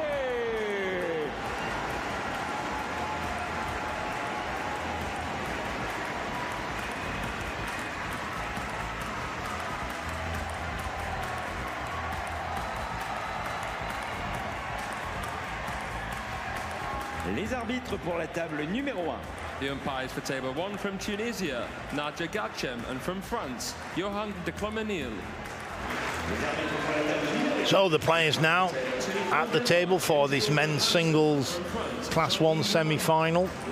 There we see Junior Fernandez. He will be playing against Federico Falco. Finally, the umpires for table 6 from Thailand, Last minute discussions with the respective coaches. There's Falco, 30 years of age, ranked number 7. And there is Fernandez at the table, 41 years of age, ranked at number 10. So the umpire going to spin the coin, decide who has the choice of service or receive, or indeed the choice of ends. In fact, Falco chooses which end he wants to play at, which then means that Fernandez gets the choice of whether he wants to serve or receive serve. Falco making his way down to his preferred end.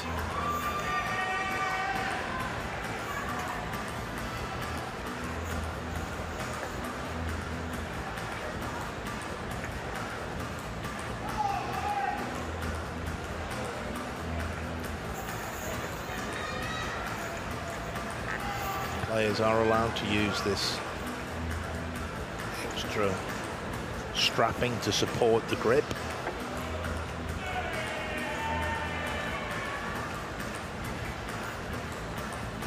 So Fernandez ready to start the pre-match practice, warm-up. Falco just getting his strapping sorted out so that he can have the grip that he needs. Support there for the arm as well, the arm and the elbow.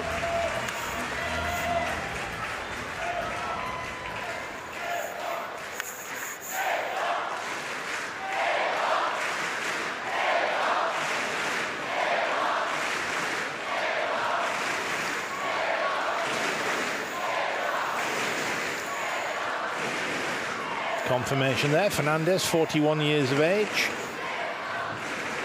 And here we have our umpire, but there's the route to the final. And there's our umpire from Denmark, Jens Guldberg Hansen. And there we have the assistant umpire from France, Jean-Yves Lemont. So it looks like we're ready to start the 2-minute practice.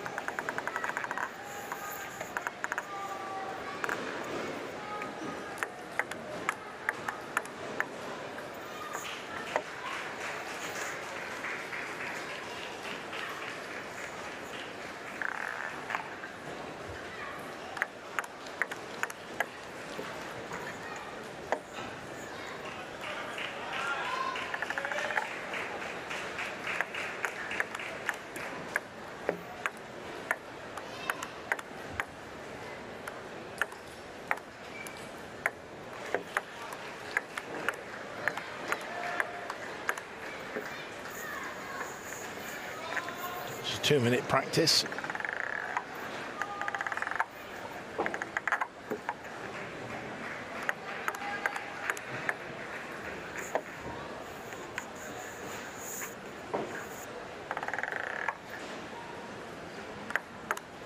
Just to get the strokes in the groove, so to speak. Play up and down the various lines of play, backhand to backhand on the diagonal, forehand to forehand, which they're doing now on the diagonal.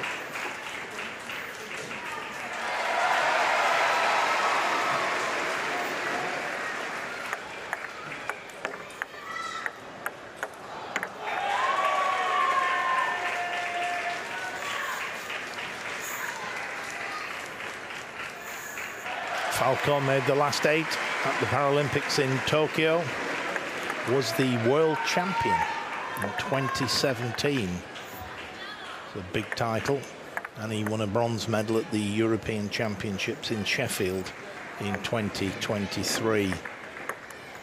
Fernandez there, last 8 in Tokyo, last 8 in Beijing, and the Pan American Games 2023 in Santiago, Chile, he won the men's singles. The Italian coach looking on. And it looks as if the 2 players now are ready to start. The coach for Cuba is very enthusiastic, to say the least. Just see him in the top right-hand corner of the screen. He jumps around, covers an enormous amount of ground and energy.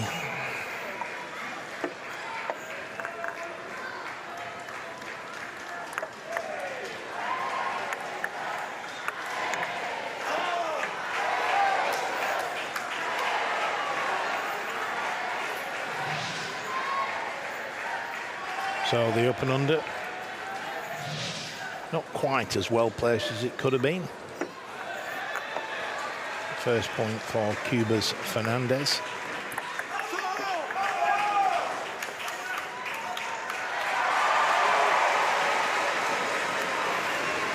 Falco now with his 2 serves.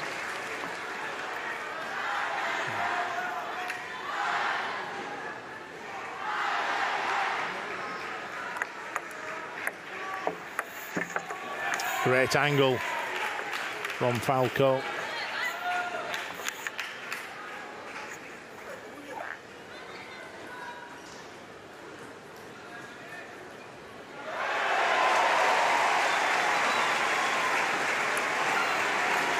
The up and under, not quite long enough.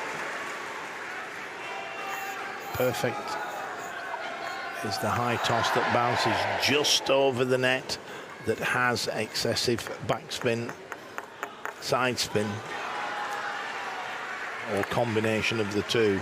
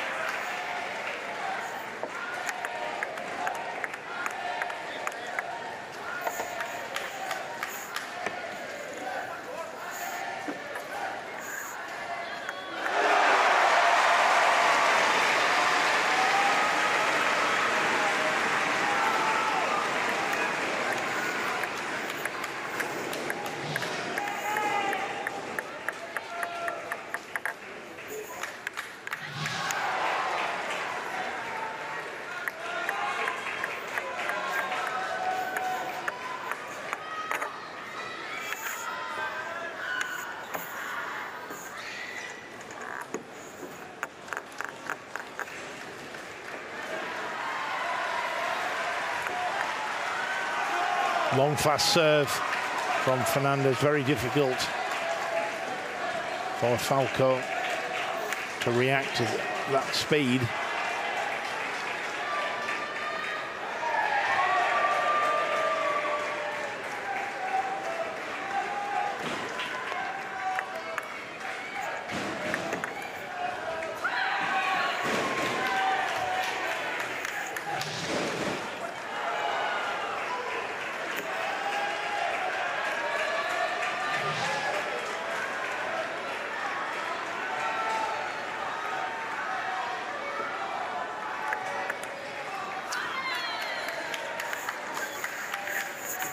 Fernandez going for the topspin drive down the line, 4 points apiece.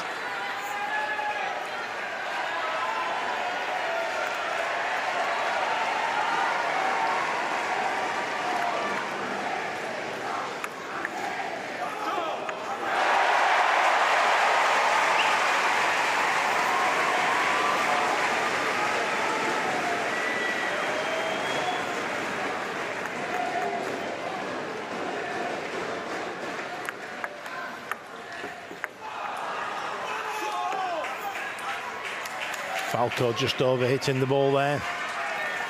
Cuba with a 5-4 lead.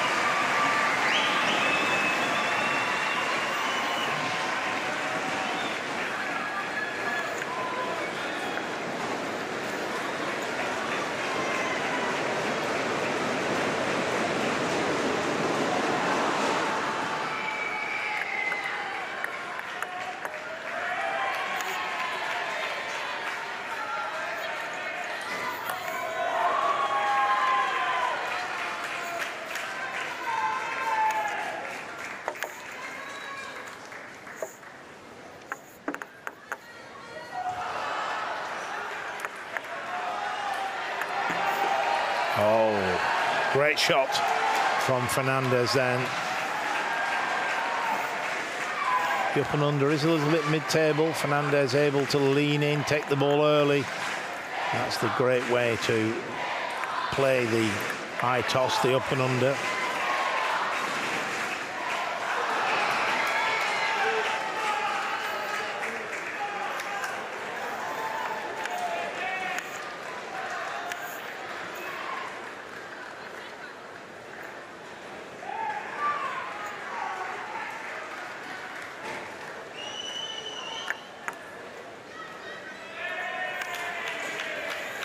Fernandez going for the up and under. It was a long, fast serve, difficult for Fernandez to control the speed.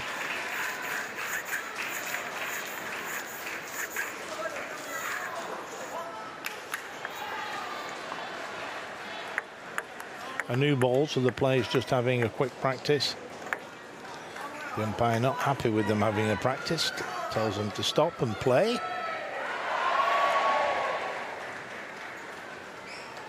New ball or not, we shall play. Oh, the long fast serve, a little bit too long.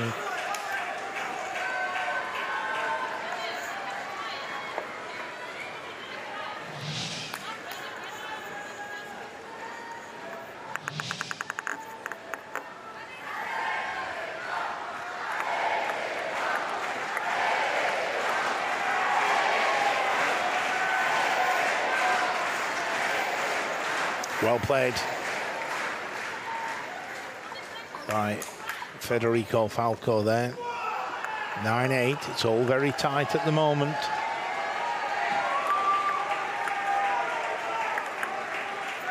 That's a great shot from Falco, levels the score, 9 points each.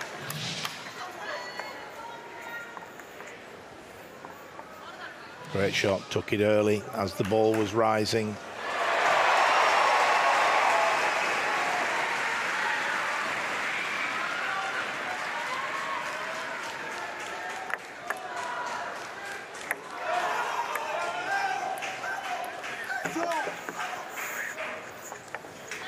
Oh, good. Up and under there from Cuba gives him the game point, or a game point.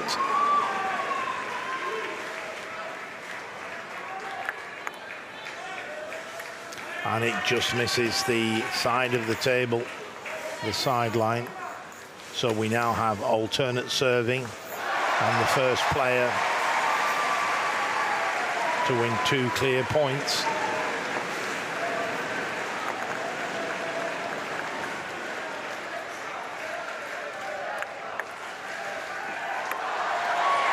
Great shot from Falco.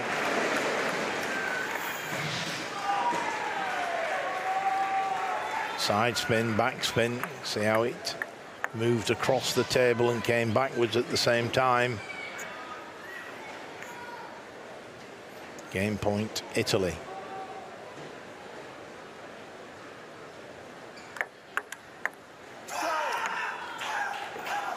Long fast serve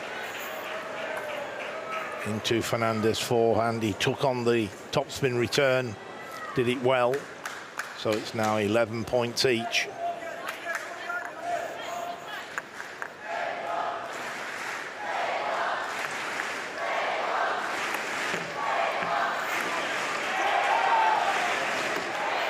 Oh, controversy. Controversy. So what Fernandez is saying, he tried to play it the first time, didn't hit it, so it doesn't count. And so he hit it the second time, and that's okay. Had he have touched the ball the first time, that's what we're not sure about. So the umpire staying firm. And the Cuban coach asks you, let's have a look at the replay. Did he touch it there? If he didn't, then that's okay for me.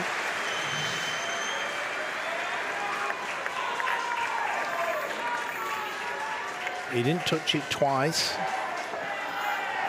Found that an interesting decision. And here comes the referee. And this is a tricky one. I wonder whether they'll ask to see a replay. The crucial thing to me is, at the first attempt, did he touch the ball? If he didn't, then my understanding is the second attempt's valid. I understand, for example, in golf, if you play a shot and you don't hit the ball, it counts. Whereas in table tennis, if you miss the ball and you get a chance to hit it a second time. But point to Italy.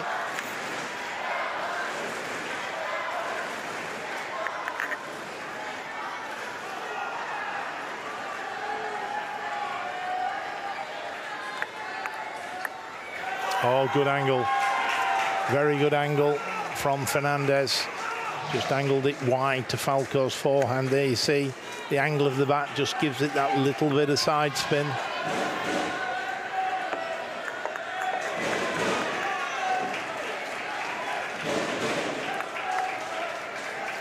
That was a long, fast serve, very difficult to do the up and under when it's coming so fast and wide.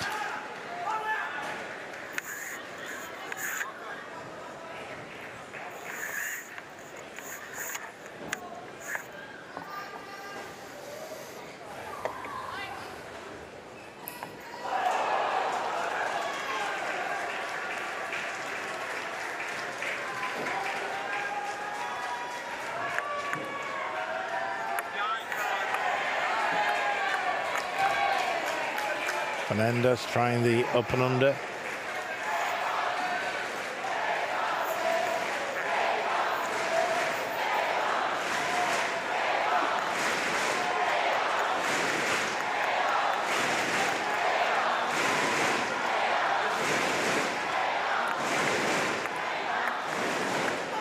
The ball was long.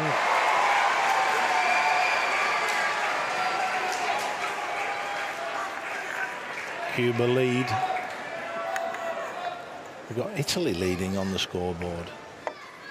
So he must have volleyed it over the table.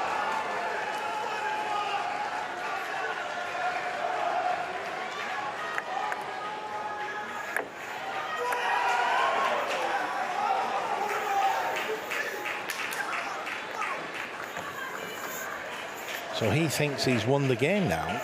He's going back to the corner, but he's not, because the point before was given as a volley over the table.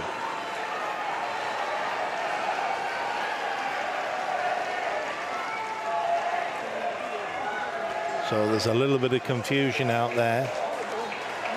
I think the ball was going long, but whether he volleyed over the table or not, so we're now going to have the umpire explaining to him the game is not finished.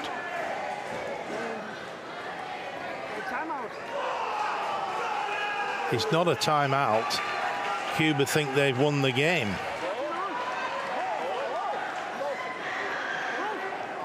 So there's a problem with the, what has happened here is the point before he gave it to the Italian player on the basis that Fernandez volleyed the ball over the table. You can volley the ball, but you can't do it over the table. You have to be away from the table.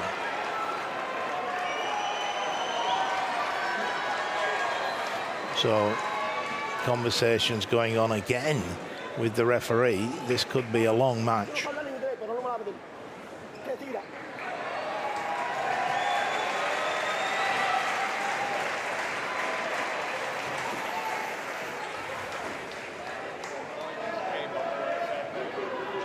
So the umpire, he's having a chat with the referee and the assistant umpire.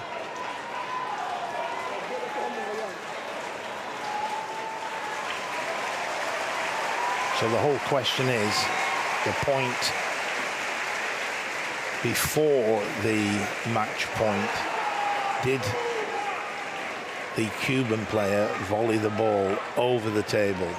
In which case it was Italy's point. Clearly Cuba don't think that was the case, so they're claiming the point. They thought they had the point, and when they took the next point with the up and under, as far as Cuba was concerned, that was the first game to Cuba, 15-13.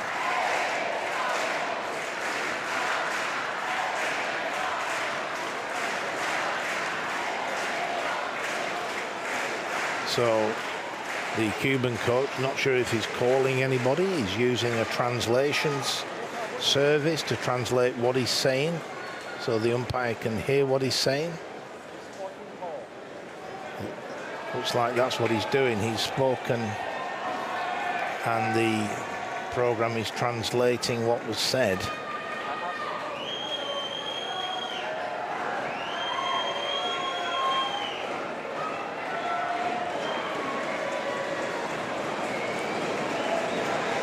So the referee's asking for somebody to come down, maybe somebody to translate.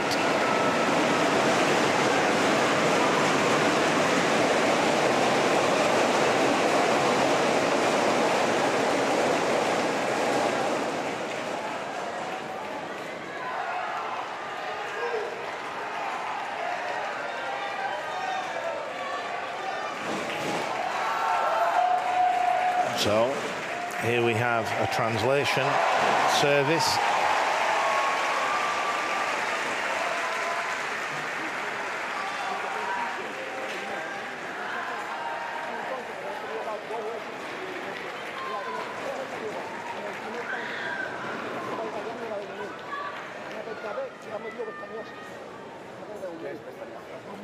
So they're clearly discussing the point before the match point, the one where the volley was concerned.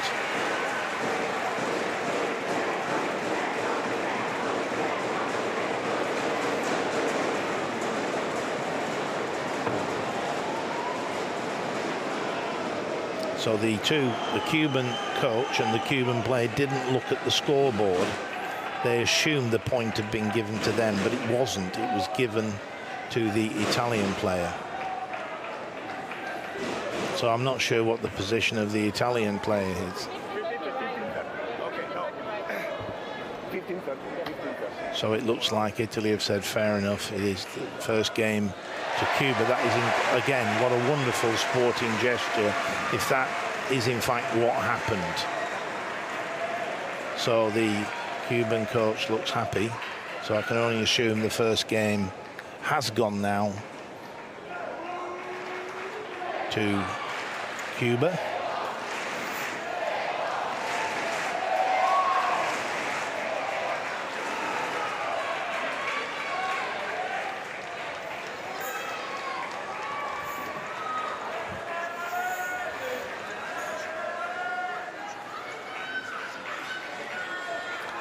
So yes, the scoreboard's now showing 15-13 to Cuba.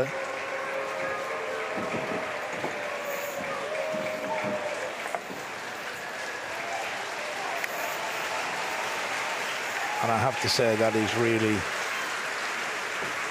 excellent sporting gesture by the Italian player and coach.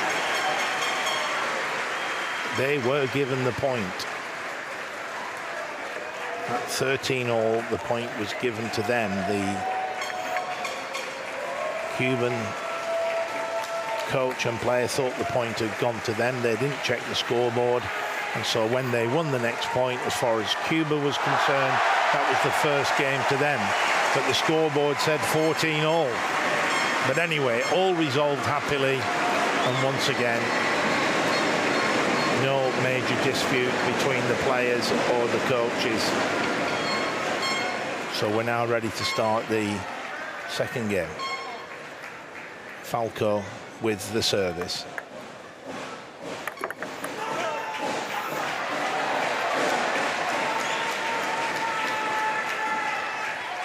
So that's the first point to Italy.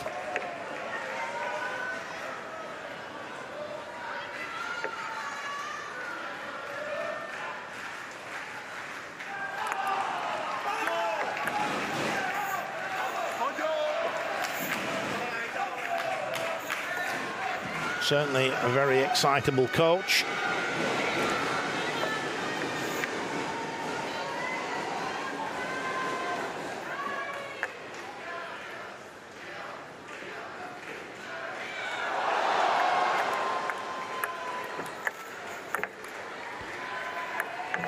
Oh, that's great play by Falco. A couple of great returns. Then he throws in the up and under, and it's a perfect one. The backspin, the placement, everything spot on. 2-1 now, favour of Cuba.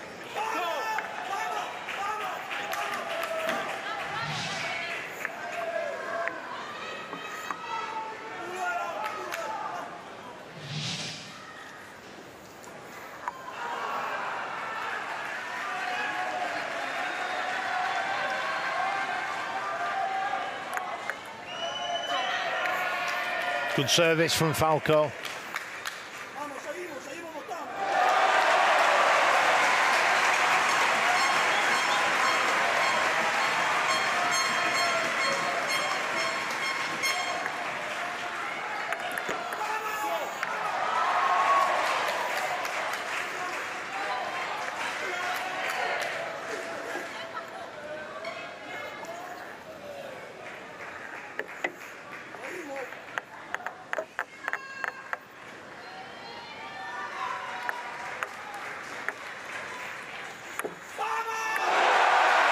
It's a great shot from Fernandez. High in the air, heavy backspin.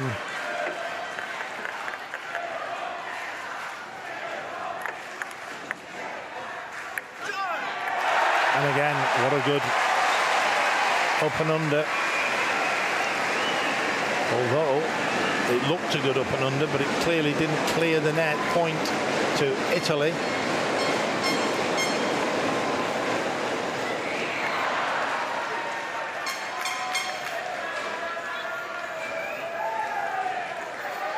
So a new ball. The other one has disappeared under the table. 5-3.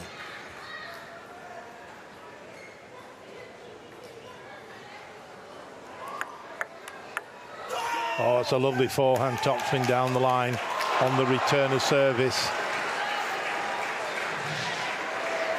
from Unier Fernandez, the 41-year-old from Cuba. Look at that. That's a great shot. And what a good angle on the return of serve. 7-3 now for Cuba.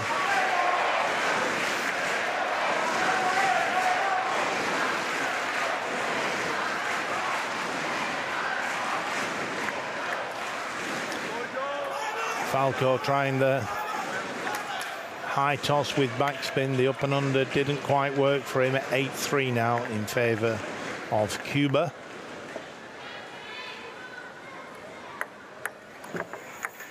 Oh, it's a wonderful return of the short serve by Falco.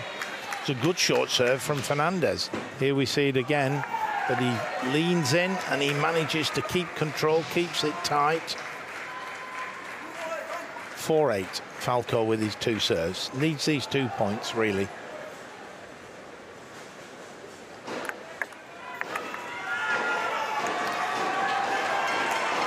Falco there just didn't get his racket high enough above the ball. If you're going to smash the ball, you've got to come down on it. It's exactly what his coach was shadow playing from the corner.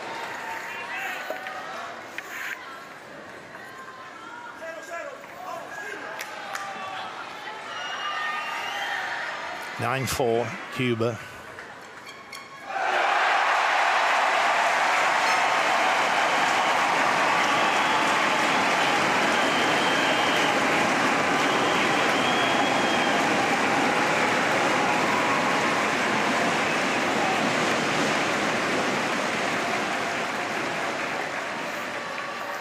Six game points. First one coming up.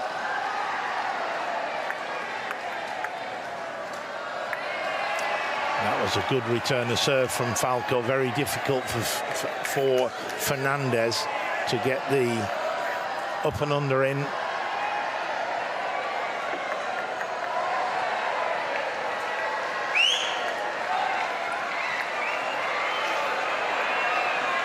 The long fast serve down the middle, and Falco returns with the high toss with backspin, placed it well. The up and under, as it's now called.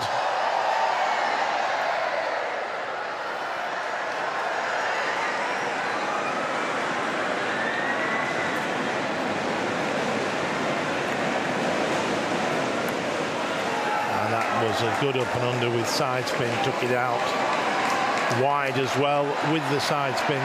Falco no chance to return that ball, and so Cuba take the second game, 11 points to 6.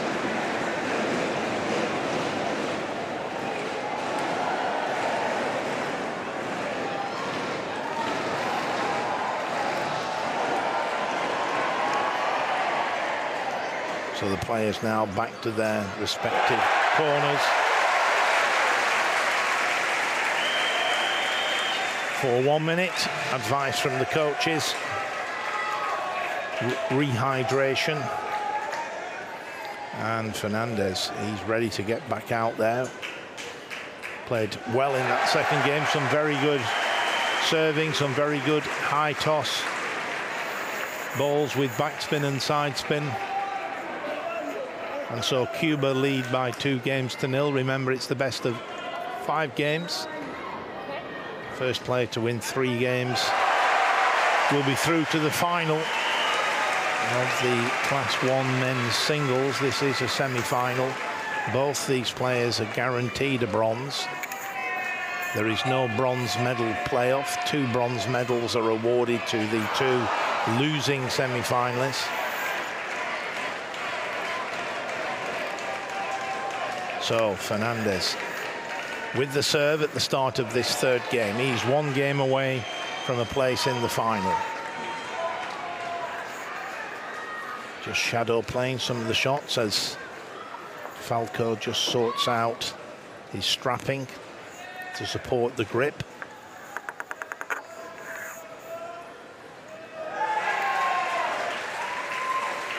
Falco ranked number 7 in the world. Fernandez number 10.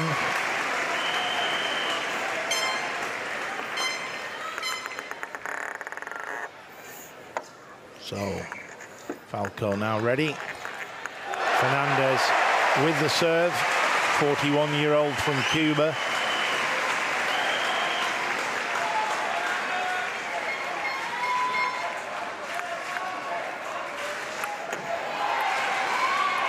Good start by Italy.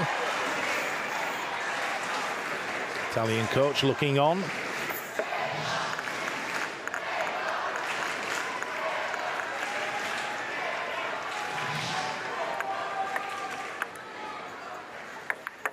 Oh, well done there by Falco. He got into position well. Here we see it, and hits it as it's rising. You can see the delight there of the Italian coach. First 2 points to Italy. Oh, and a great angle. Out wide to Fernandez's forehand. Falco takes the first 3 points. Second serve in this sequence of 2 coming up.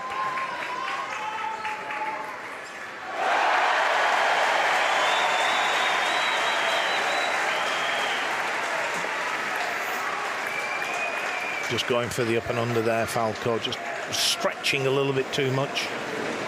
Found it difficult to control the ball.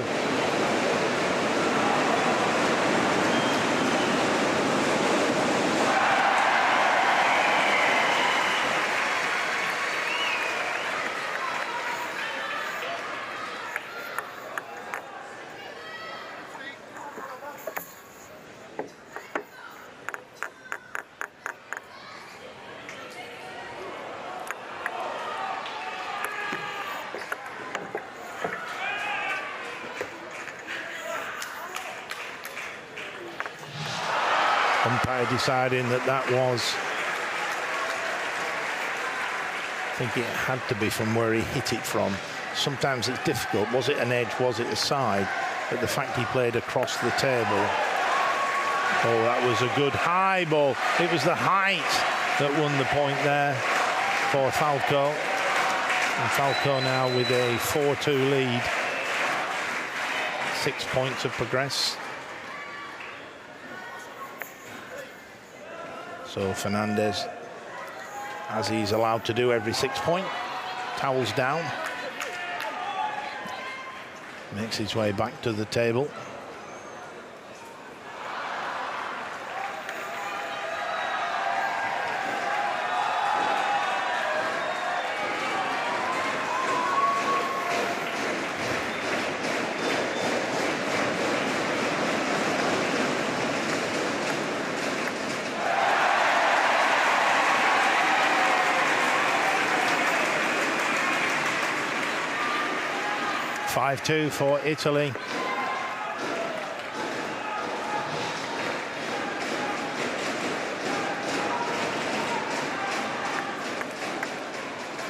No, that was a good return of serve. The fast topspin serve was well handled by Fernandez.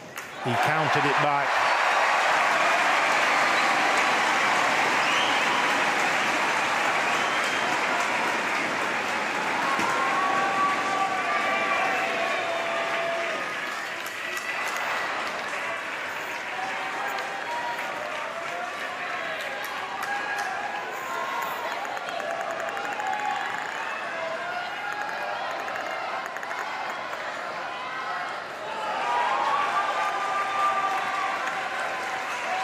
So Falco now with the 7-3 lead. Played very well this third game.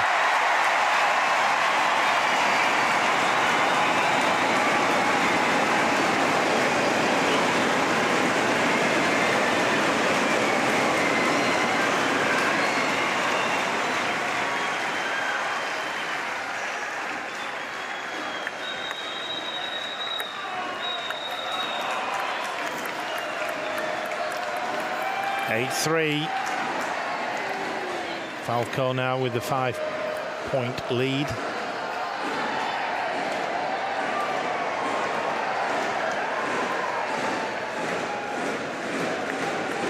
Oh, that's a rocket serve. Great serve.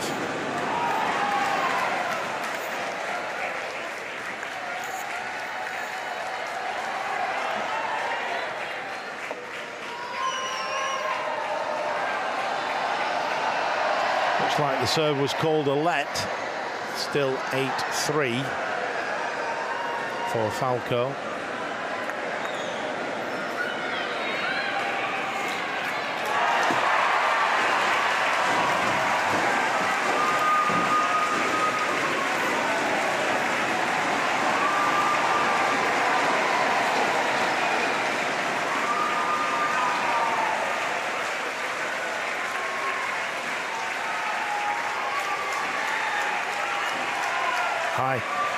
High toss there from Falco, a little bit too long. In fact, much too long. It was off the end of the table.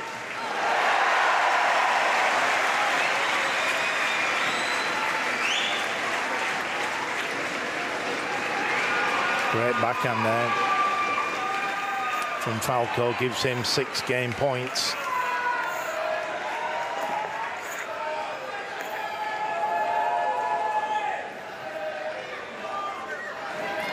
So Falco with 2 serves to come.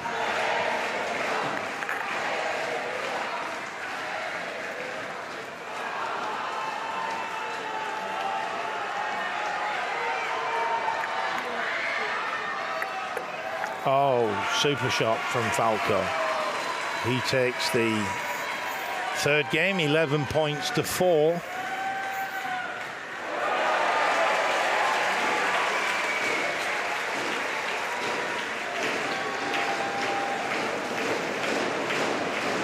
So the players now back to their respective corners. Advice from the coaches. Confirmation of the situation. First 2 games to Fernandez, third game to Falco.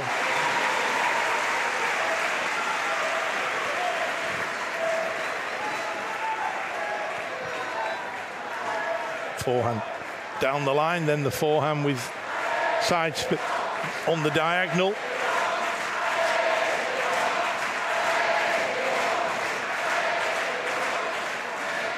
And that's a great shot. Stretching a little bit, but took it early with the backhand.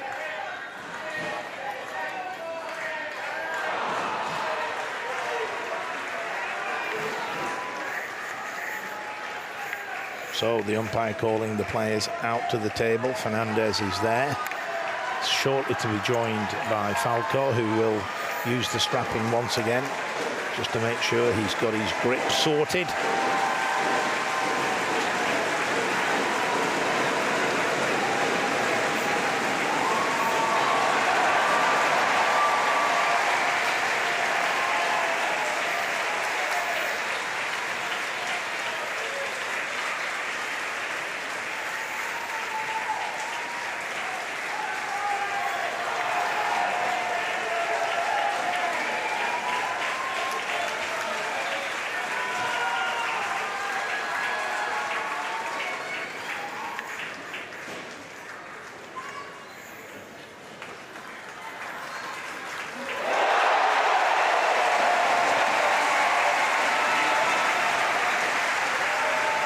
So a fair bit of scrapping going on there to support the grip.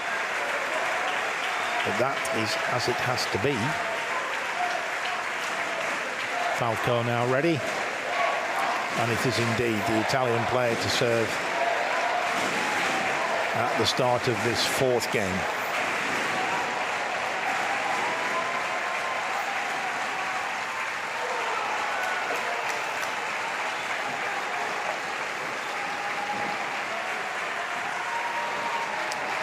So here we go, Falco with the serve, just composing himself.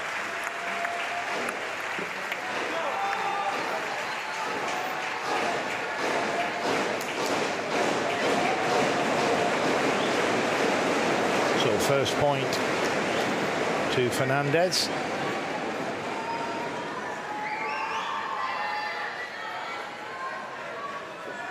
Balancing the ball carefully on the back there. And I have to say, Falco playing that shot extremely well. There's the high toss, it's mid-table, but just look there, he leans over, he takes the backhand early, and he hits that with some pace. 1 point apiece. Fernandez now with his two serves.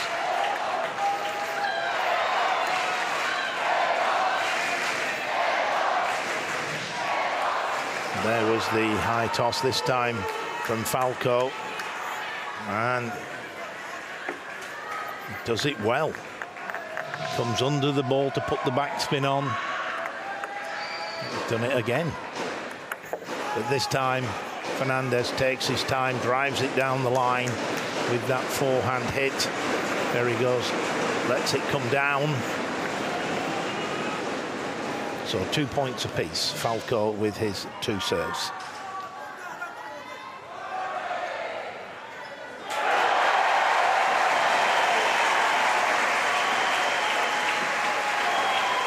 Just using the angle of the racket there to guide it out wide to Falco's forehand.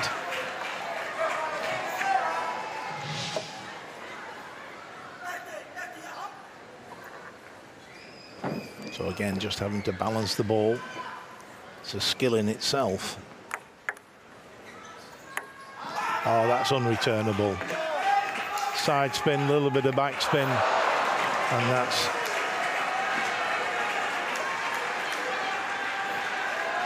super shot. Clearly the coach delighted.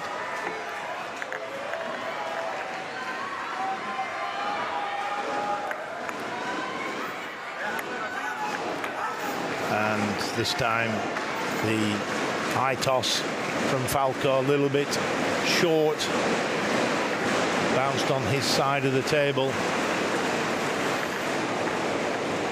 So timeout called by Italy. 1 minute break. Each player has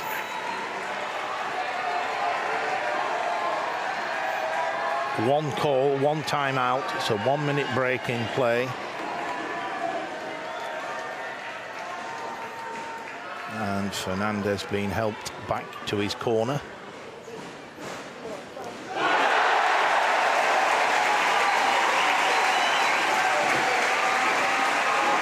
So I think that was a very good call by the Italian coach. Fernandez had just put a run together. He won 2 or 3 points. And of course now Falco cannot afford to lose. He's 2-1 down. He has to win the remaining 2 games. Fernandez, on the other hand, just needs to win the 1. It's that nice how he guides the ball wide with the forehand. Just angles his racket and goes through the ball with the angled racket. And so Fernandez makes his way back to the table. And he's very quickly joined by Federico Falco, the 30-year-old from Italy. Cuban support there in the crowd.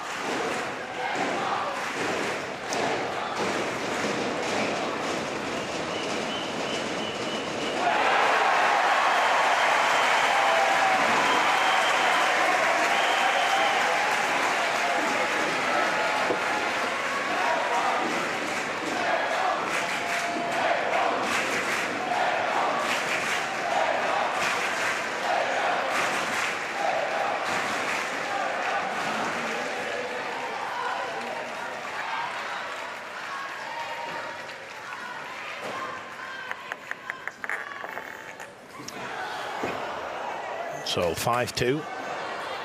Fernandez in the lead, and Fernandez with his second serve in this sequence of 2. Falco needs a run of points here. And again, he's gone for the high toss, not quite got the touch. That was a very fast serve down the line. Makes it tricky when you have to stretch and throw the ball up in the air with backspin. So Falco now with his serve. There we go, just getting that ball nice and steady on the bat. This time Fernandez tries the high return, trying to return it delicately over the net. So 3 points to 6. Fernandez in the lead.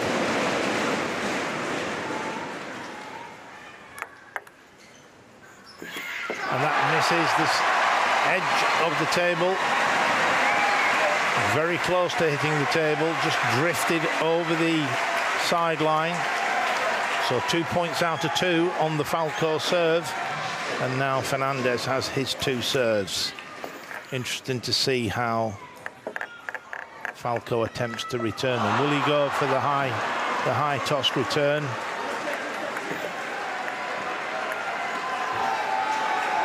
That was a wonderful angle from Fernandez. Well played, both players in that rally. But look at that, it's literally bounced on the line.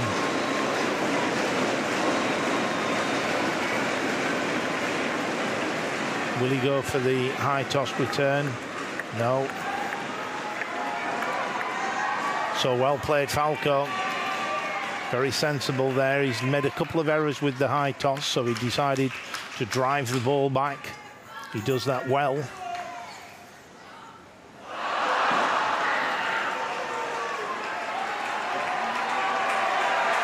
So it is now Falco with his 2 serves to come.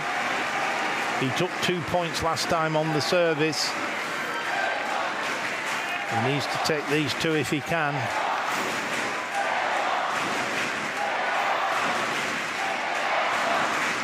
Five, 7.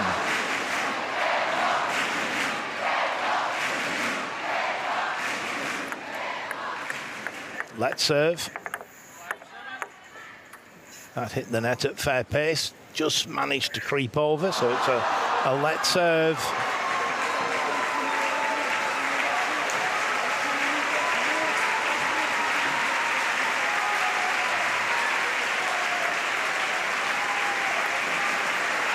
That shot Falco plays ever so well, unless Fernandez gets it absolutely to perfection. That's not too bad, but just look at that. His timing is exceptional. 6-7 now, he's back in this 4th game. And then he plays a superb up and under himself. So we're now at 7 points apiece. The timeout called by the Italian coach has worked wonders.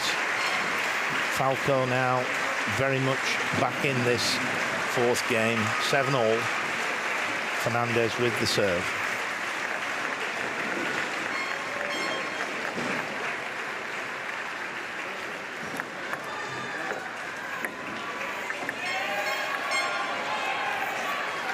So the Cuban coach is on his feet. I'm not sure why.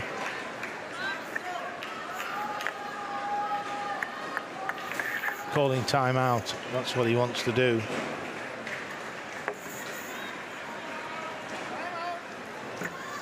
Timeout called by Cuba.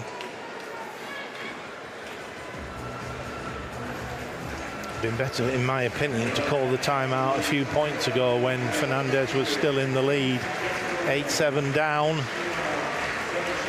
But certainly the momentum very much with Falco since the Italian coach called the timeout. That worked wonders. Will this timeout work wonders for Fernandez? We'll find out very soon, because they'll be back at the table. Both players now have used their timeouts, so we won't have any more timeouts.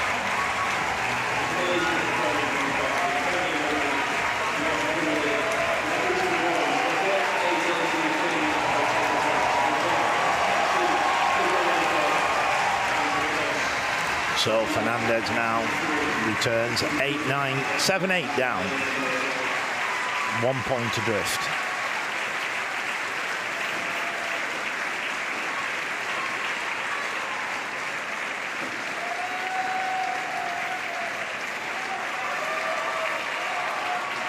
So it is Fernandez with one serve left in this sequence of two.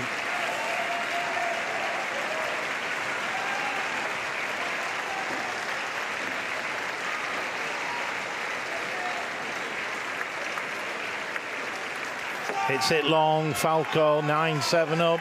Falco with his two serves.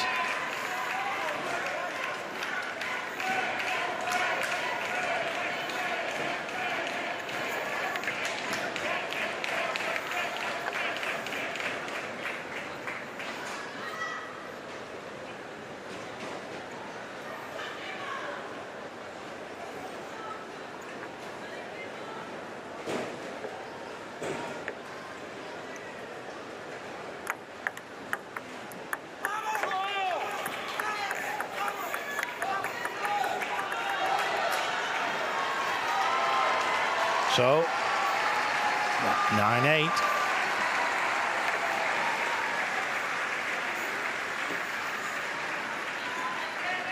Big point for both players, this.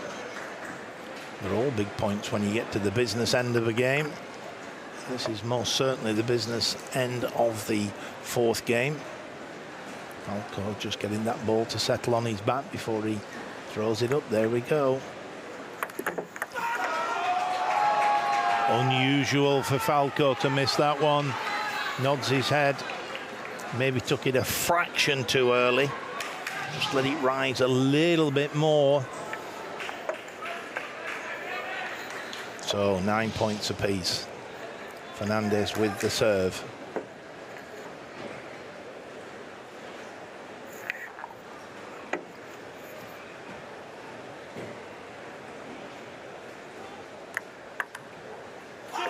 So here we have match point for Fernandez.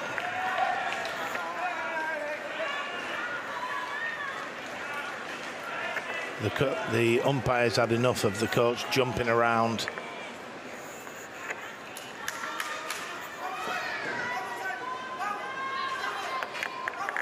He's a little bit over the top, really.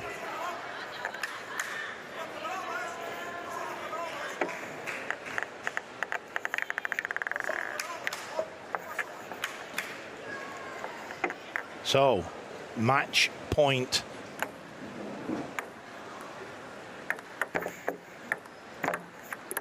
And there it is. Fernandez takes the match by 11 points to 9. He wins by 3 games to 1.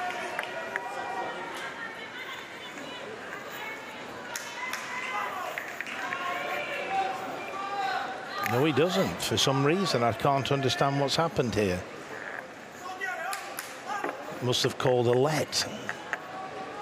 Not sure why they called a let.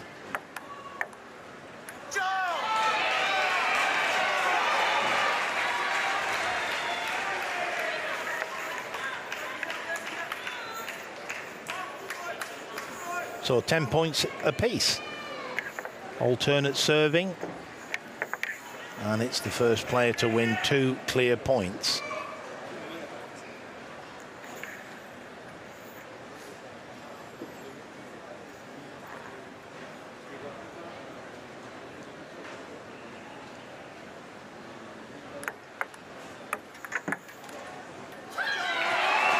So we have a game point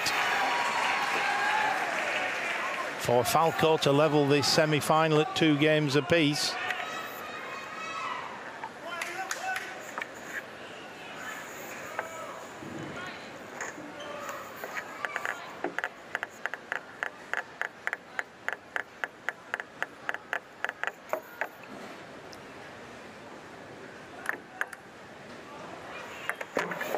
And he's done it. Falco has won the 4th game, 12-10.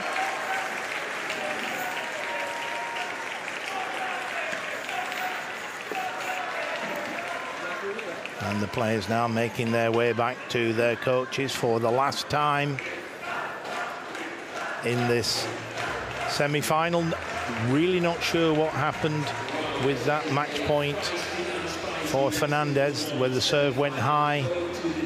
Certainly wasn't a let serve, but however, we may see that again at a later date.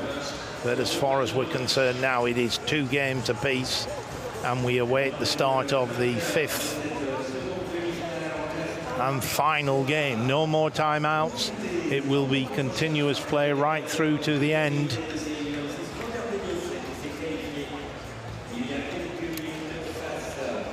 And I have to say, this semi-final has ebbed and flowed. One moment it looks as though Fernandez is in charge. He's looking the stronger player, but then Falco comes back with some amazing shots, particularly off the up and unders. And so the umpire now calling the players back to the table.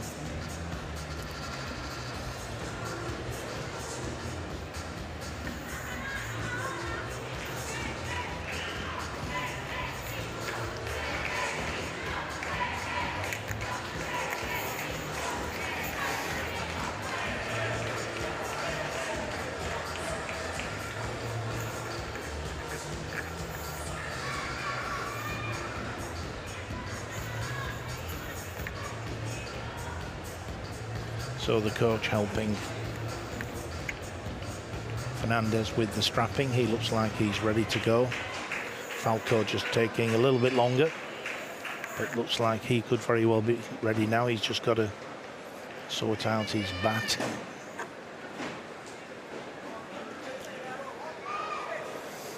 So the 5th and final game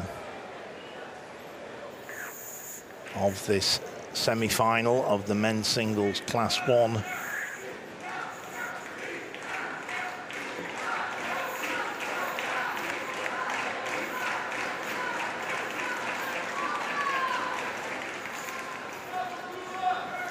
Cuba versus Italy. There we have Junior Fernandez, 41 years of age, ranked number 10, and there's his opponent from Italy, Federico Falco, world ranked at number 7, 30 years of age.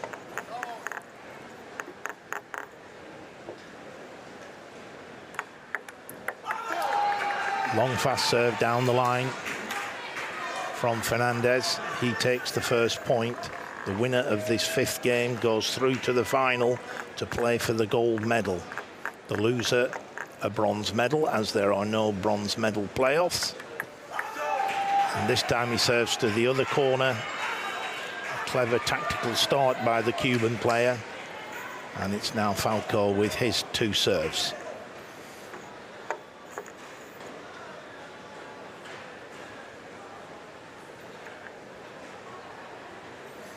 Just balancing the ball on the bat.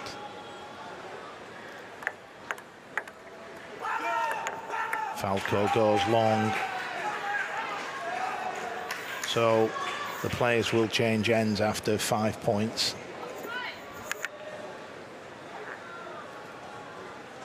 It's always a good psychological advantage to have a lead when you change ends before the final game.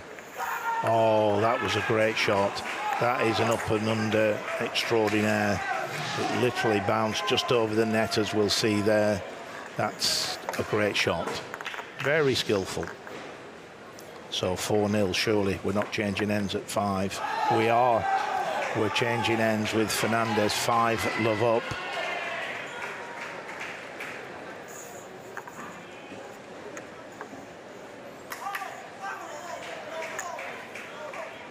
So here we go, we're changing the ends.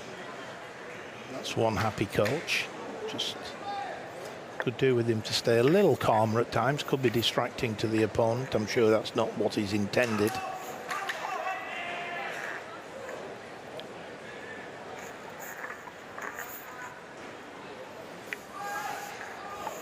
So second service in this sequence of 2 for Fernandez.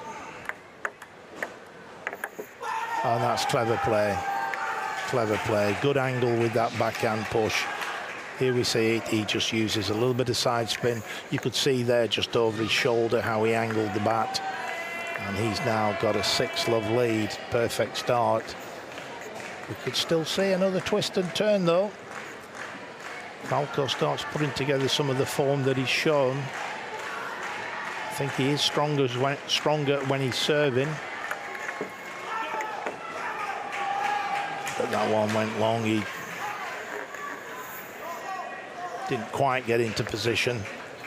He was stretching a little bit too much.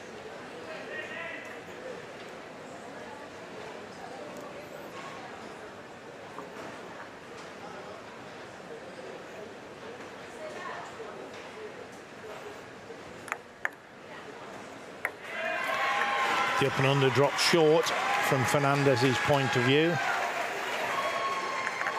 So Fernandez now with his 2 serves.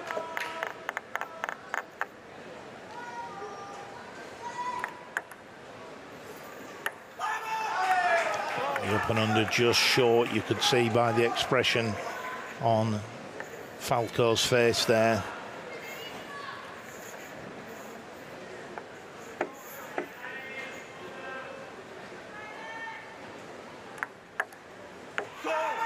That was a good service. He went fast down the line.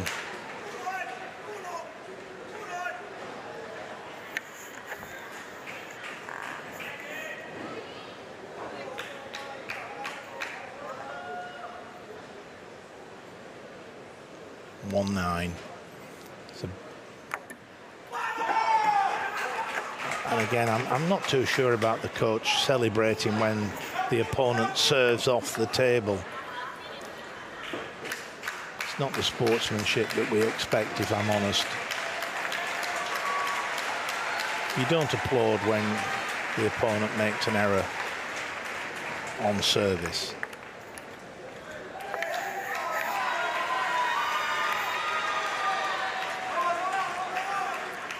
I like the passion, I like the excitement, but sporting gestures have to be crucial.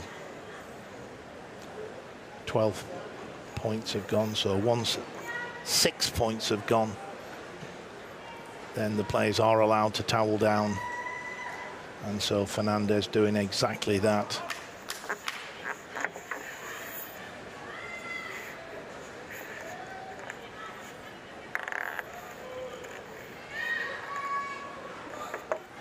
So, second match point coming up.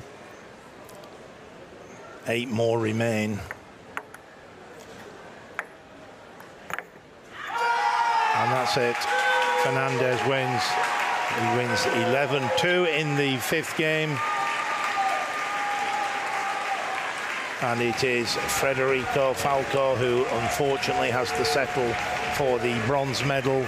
Junior Fernandez, the 41-year-old from Cuba, ranked number 10, is now through to the final, and he will play for the gold medal.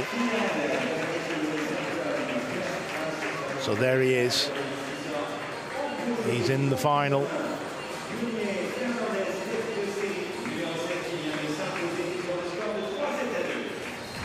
I have to say, I thought the Italian coach and the Italian player behaved absolutely impeccably there. There was controversy at the end of the first game. They could have asked for an explanation. They agreed that the first game should go to Cuba. And I thought that was an outstanding gesture of good sporting spirit. And I have to say, I thought that Falco battled hard. He was always behind, but he kept fighting hard. But it has to be well done, very well done to the Cuban player, Junior Fernandez, the winner of the second semi-final. And he's the player that we will see in the final contesting the gold medal. So it's well done at Cuba.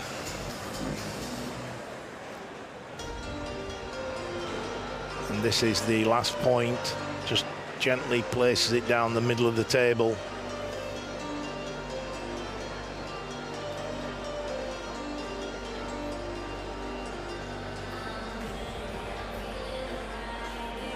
I like the passion, but it has to be at the right time.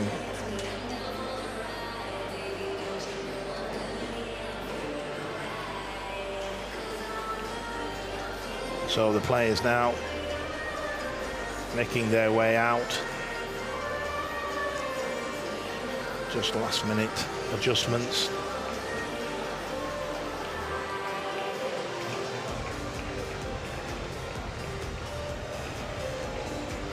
So here we go.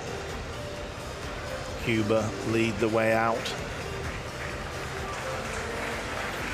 Applause for the winner.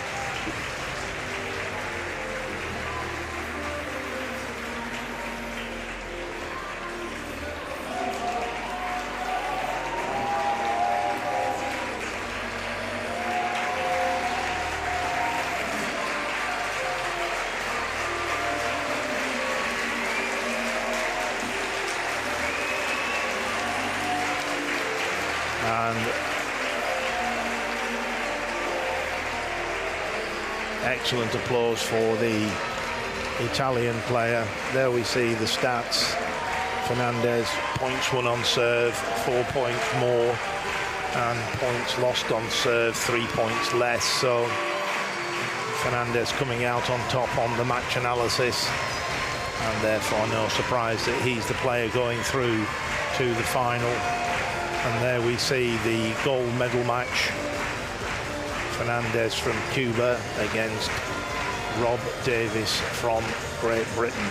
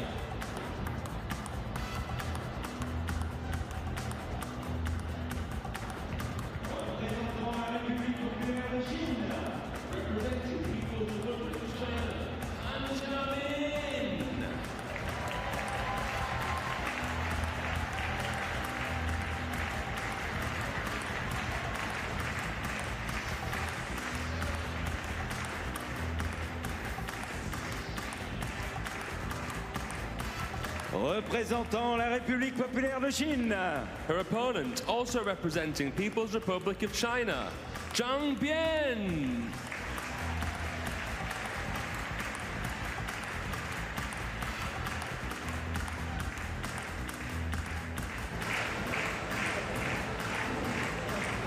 And so here they come, the two finalists for the women's singles class 5 gold medal match. Leading the way out, Pan Jiao Min, 27 years of age, currently ranked number 2 in the world. And her opponent also from China, Zhang Bian, 38 years of age and ranked #1 in the world. So we've got the #1 player in the world playing against the #2 player in the world for the gold medal here in Paris, the Paralympic gold medal match.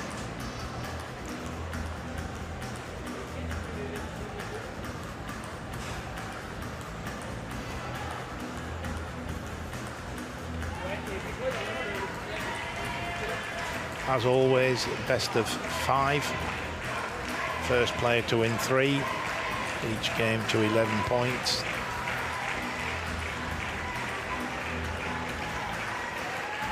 The umpire spinning the coin to decide who serves, or indeed you may choose which end you would like if you win the toss, but then your opponent has the choice of whether to serve or not. So Zhang coming down to this end at the bottom of the screen, and the players will now just have a 2-minute break. There was a little bit of lying on the table in the last match, and Pan just asking for it to be wiped down. So the umpire, assistant umpire actually, Derek Makita from Canada, wipes it down.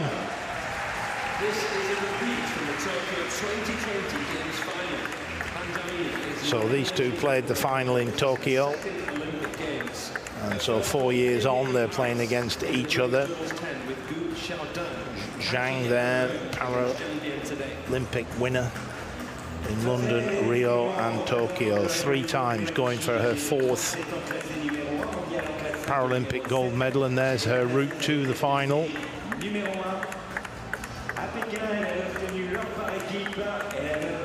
So this could be an absolutely top-class match. Pan Jianmin there, 27 years of age, silver in Tokyo. Obviously she lost to her opponent this evening. She was the winner of the Asian Para Games 2022, and there's our umpire from Singapore in charge of affairs. In singles, could she win 4 in a row? That would be an unprecedented achievement.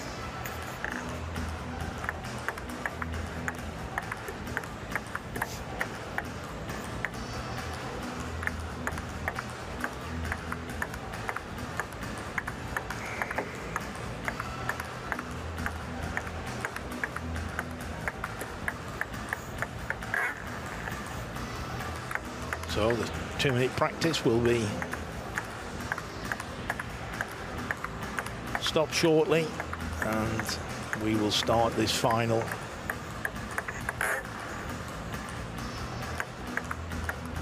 Interesting, there are no coaches in the corner. When China play China, that tends to be the practice.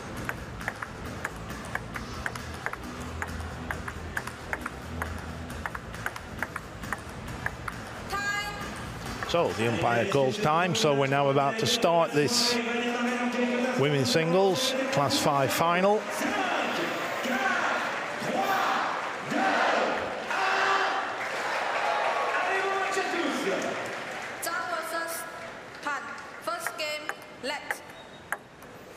The umpire was still calling order.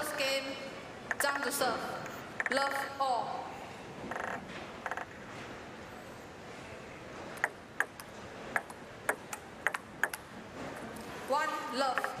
A slow spinny opening backhand topspin, then a harder one on the diagonal. First point to Zhang.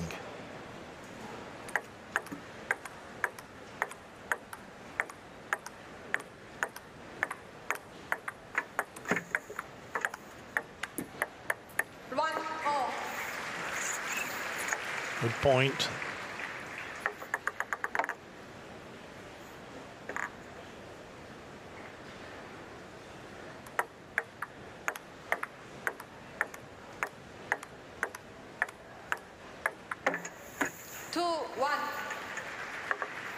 Good control by Pan there, just playing the ball on the angles. See on her racket, the black side is the reverse. And then the red side is the short pimples. Very good for hitting through spin. Not quite as good at generating spin.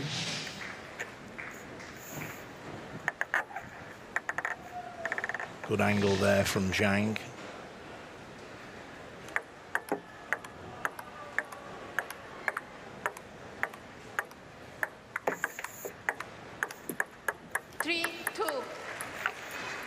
Constantly moving the ball around the table. Both of them not letting their opponent settle down, get into a rhythm. 2-4. Zhang there following in with a strong topspin. Third ball attack, as that's often referred to. 2-5.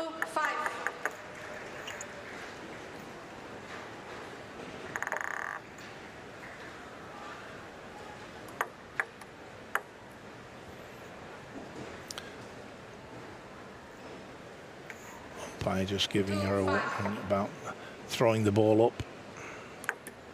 Let. 2-5.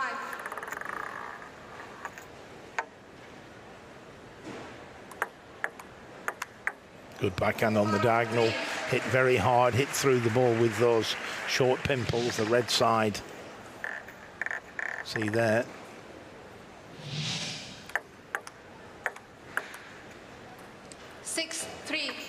So Zhang leads 6-3.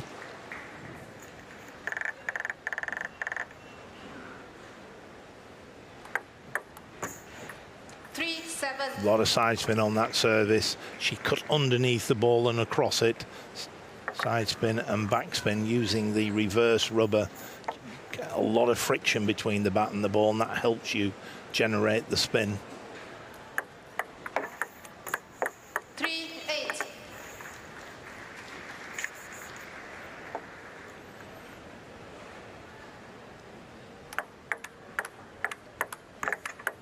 Oh, Zhang there just hitting the ball on the diagonal.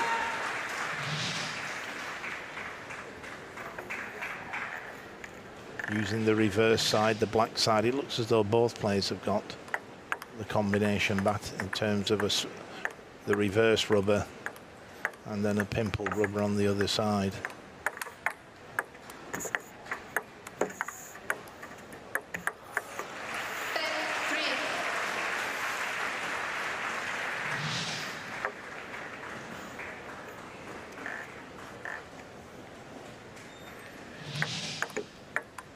So game point now for Zhang.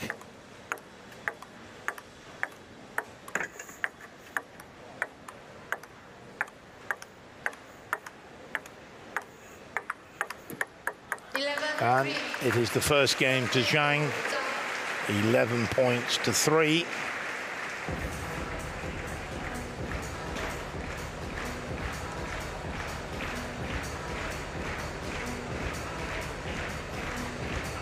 It's interesting in Class 5 watching how well they can actually move in the chairs. They can move sideways, they move in and out.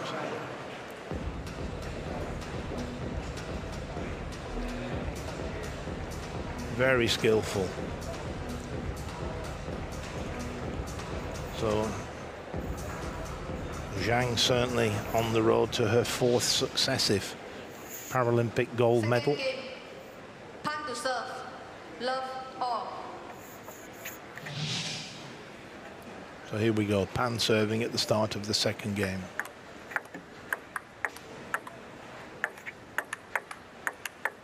Love 1. So Zhang there, the black rubber is reverse. The grippy rubber that generates speed and spin. The red side of her bat, exactly the same as Pan, is the short pimple side. 2 love. Pan 27 years of age, Zhang 38 years of age, so 10 years difference between them. 3 love.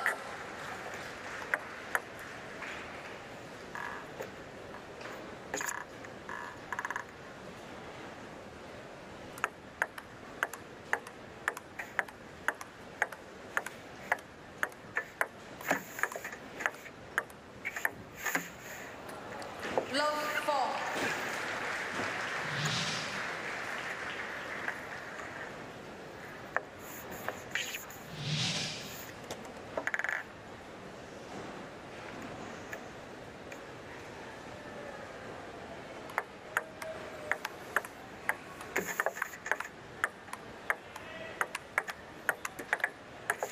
So much control on the backhand side, Zhang. This is tough for Pan at the moment. Zhang just a little bit better with a very similar style.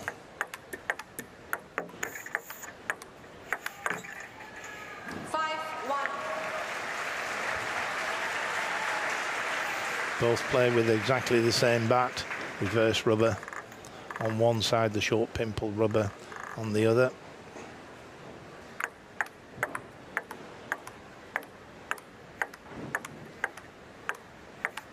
Oh, that's a great shot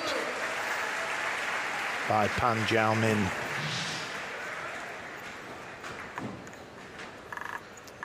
Hit that with the red side of the racket, the short pimples. It went through very fast, very flat. 3-5.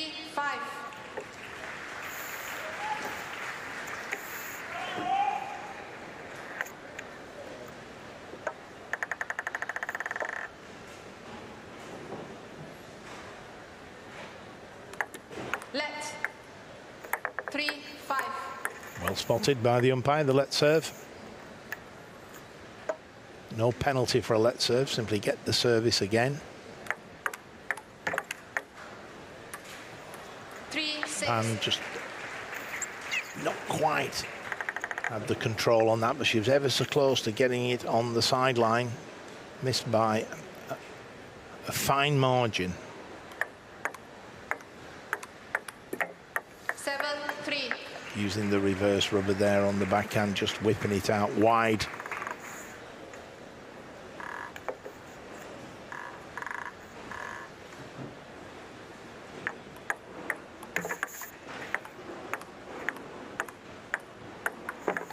Oh, that's a fast attacking push using the short pimples.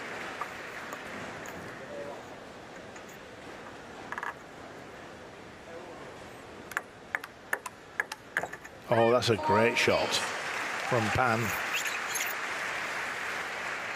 Still, it's Zhang with an 8-4 lead.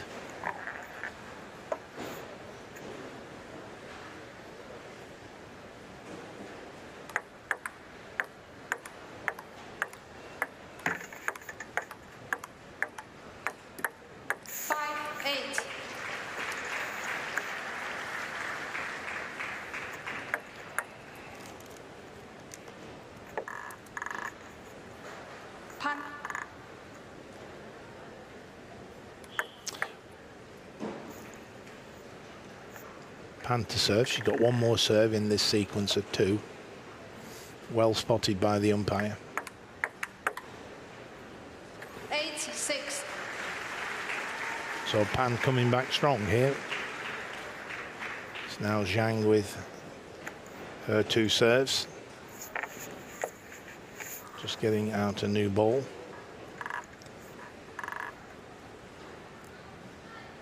Zhang with the serve.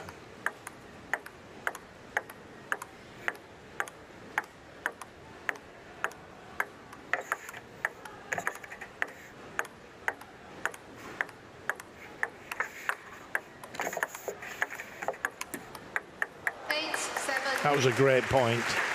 Zhang taking the pushes very early, putting Pan under pressure, but she was equal to it, was Pan. She's definitely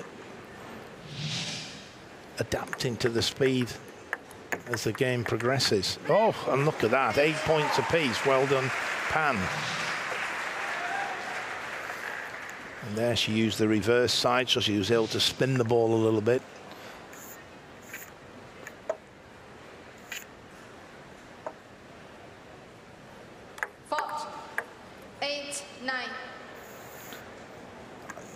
They foul served her. Pan, service below the table. She's throwing the ball up from below the table. It's a bit tricky when you sat in a wheelchair, I feel, but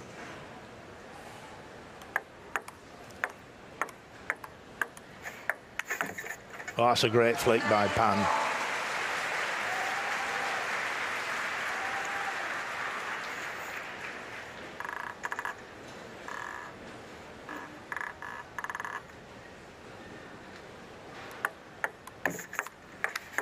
Oh, what a great shot. Game point for Pan. She's done ever so well this game. Just almost looked as though she was going to run away from her. And she's taken it. A little bit of fortune with that net cord, but that is game to Pan. And this final now, 1 game apiece.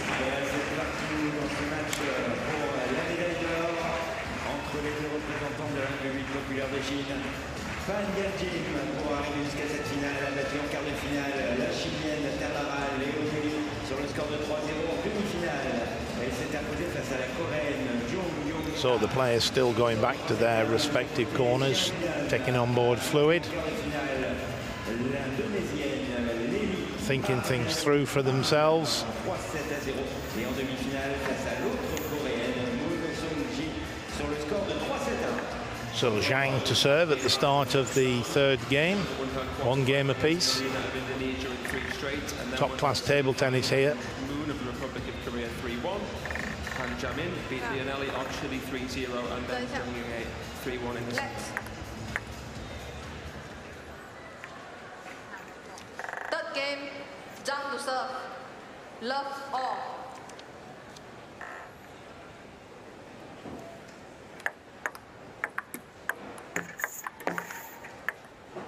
Love 1.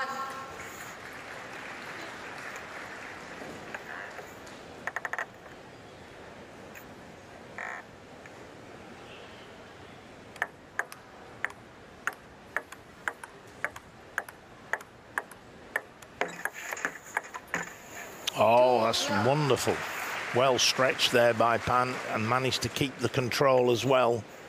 So she takes the first 2 points against the service.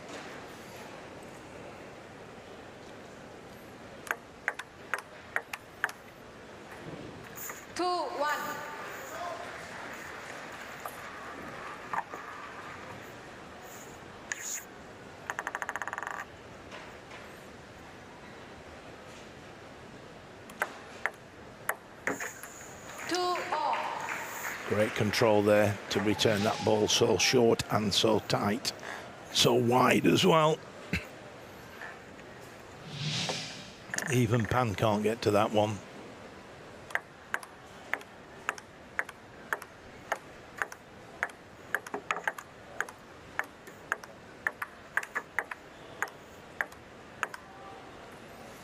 Just over hitting the push slightly, but again, Zhang takes it so early. She's putting you under pressure all the time. No sooner as you hit the ball, it's coming back at you.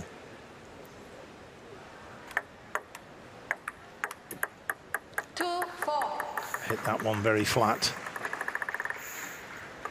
And that's 4 consecutive points for Zhang.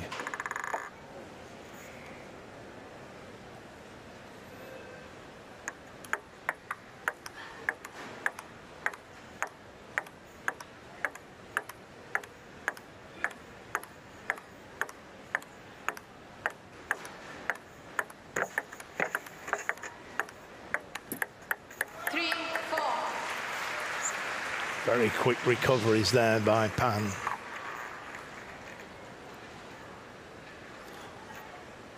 See how the chair's moving constantly, trying to get into a better position. Oh, that's a good service. And then in behind the serve, the 3rd ball attack, here it comes. And it's a great angle out wide to Zhang's forehand.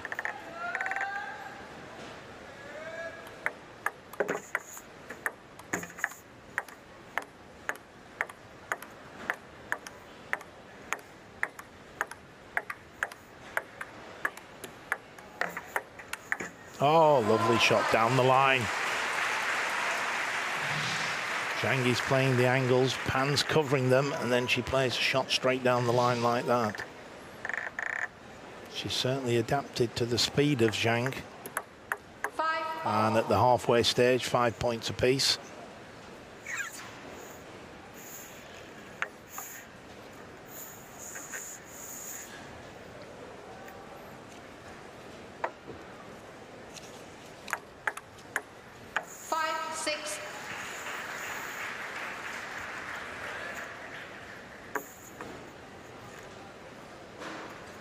couldn't tell by the expression on Zhang's face whether she's won a point or lost a point. She just stays exactly the same. Focuses on the next point. 7-5.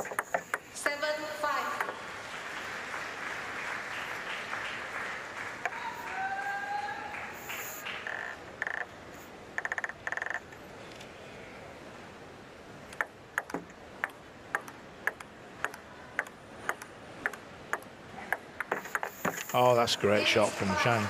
Sort of a push. I don't know how to describe this. It's a push and a gone through it. A fast push out wide to Pan's forehand. The hit goes long. Zhang now with the 4-point lead.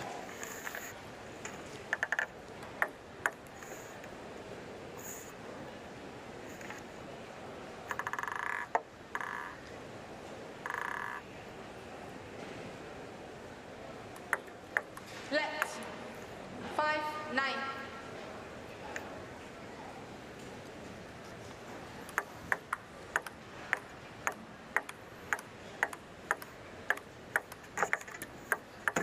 Oh, a net cord for Zhang there. She immediately acknowledges her good fortune. There it is. There's that net cord. And 5 game points now for Zhang. Here's the first one.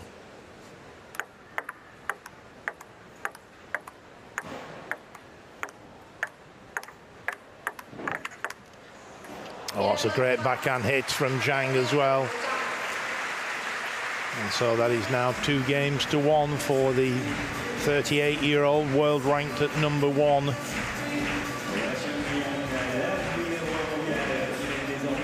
Just to remind everybody, she is the Paralympic gold medalist on the last 3 occasions. Gold in London, gold in Rio, and 4 years ago, gold in Tokyo.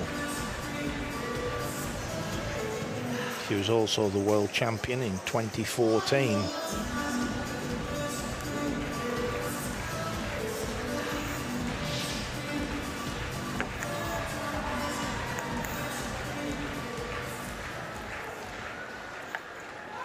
Great situation for the Chinese coaches. They'll be sat in the crowd somewhere thinking, job well done, gold and silver guaranteed here. Love all. Pan to serve. Start of the 4th game.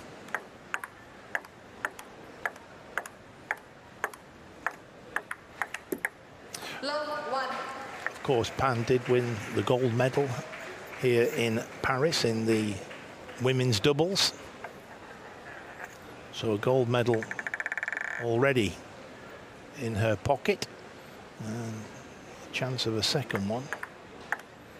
But certainly a silver guaranteed. And that's a great shot.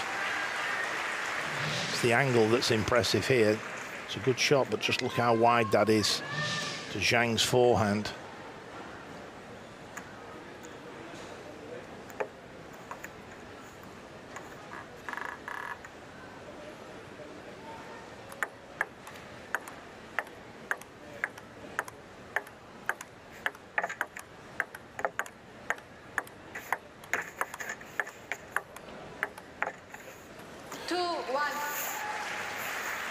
Takes the ball early, plays the angles incredibly well.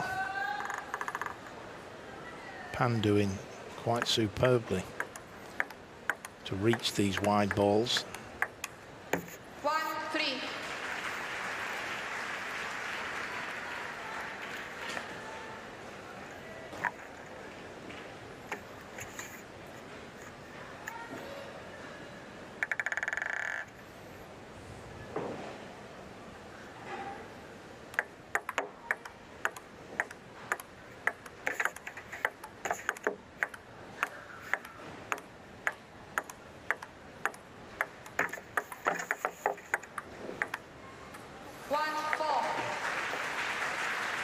Relentless, early, all the time. Just look on the replay there, how soon she takes it. She doesn't let the ball come to the top of the bounce.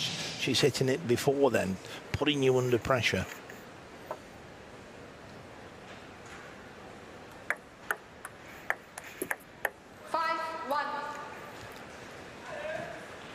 Just mistimed the forehand topspin Pan. It was the right thing to do.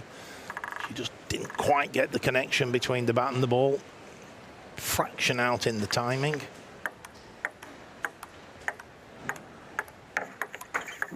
Oh my goodness. Thought she was going to fall out of her chair. Then not only did she keep her balance, just watch this. There. And she angles it wide down Pan's backhand, and a 6-1 lead now. 2-6. Service fault, showing that she's human after all.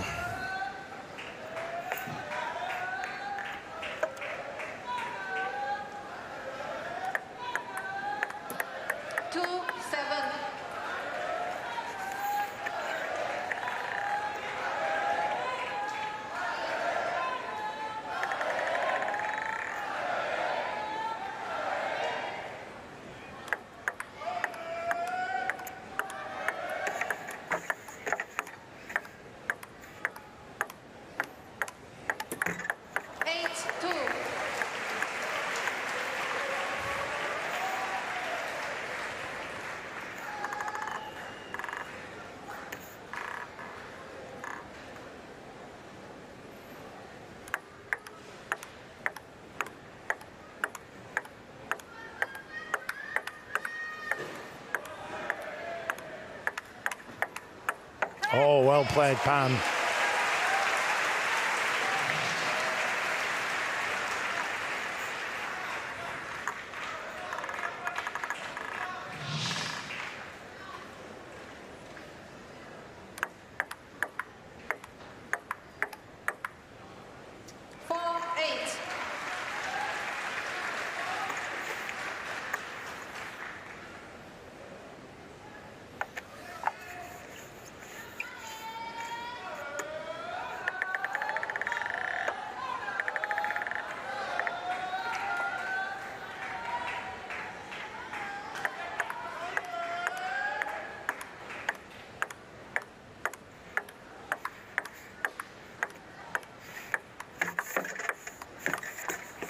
Oh, great rally. She almost hit that one before it had bounced. Interesting to see on the replay. That one there. And she just misses the backhand on the angle. Pan fighting hard here, doing very well. Coming back, 5-8. Oh, that's a great backhand on the diagonal. Whips it out wide to Zhang Bian's backhand. Great shot. Good use of the elbow and the wrist.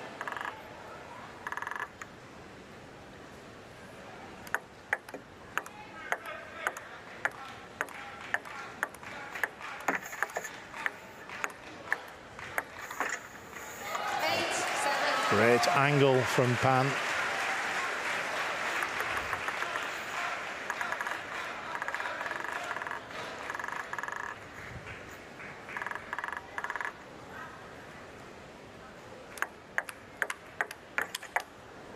Oh, she suddenly hit that backhand hard. That's the first time I've heard her say anything. Obviously, that fourth Paralympic gold medal is getting closer now, 9-7, 2 points away from it. Well-placed fast service there from Pan, right down the middle of the table. Very intelligent.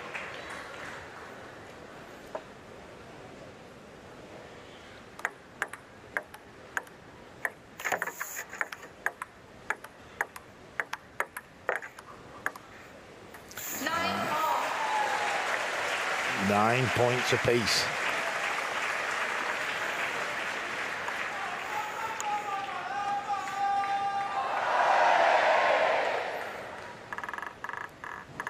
So,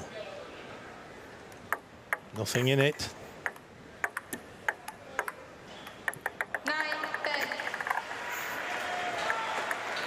So, game point to Pan. Remarkable.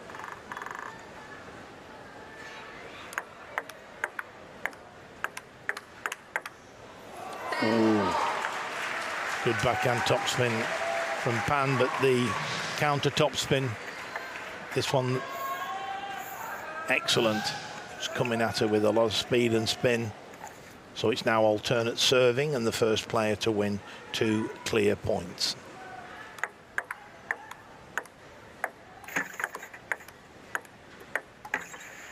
Oh, just a little bit fortunate there, Zhang, but she was moving the ball around the table all the time. Fast to the middle, out wide. Every ball played with a purpose, and she has a gold medal point.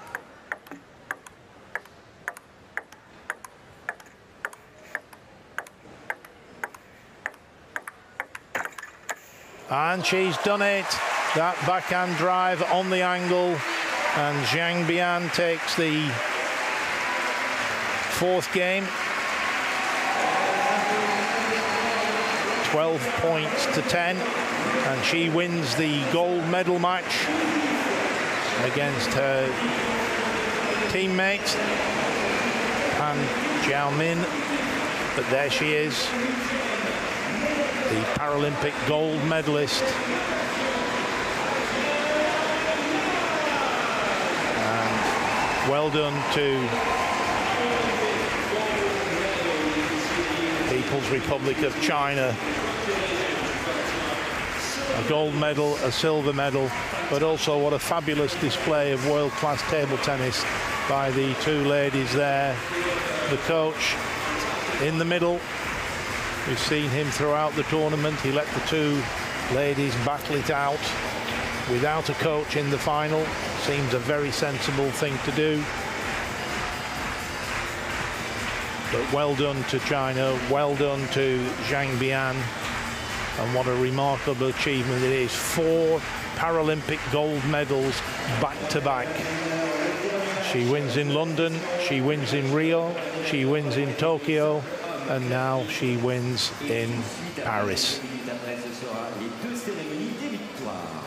We have the gold medal match of the men's singles 10 coming right up next, followed by the 2 victory ceremonies.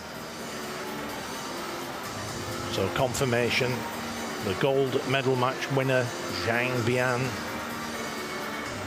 from the People's Republic of China.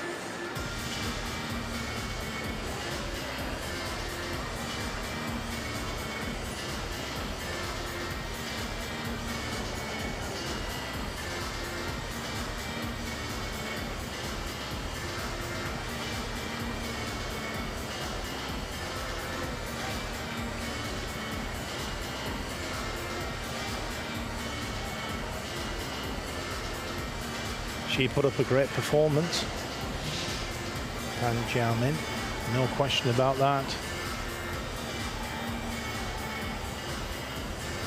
There it is, there's that backhand out wide, and that's the first bit of emotion I think we saw from Zhang Bian, a very cool customer.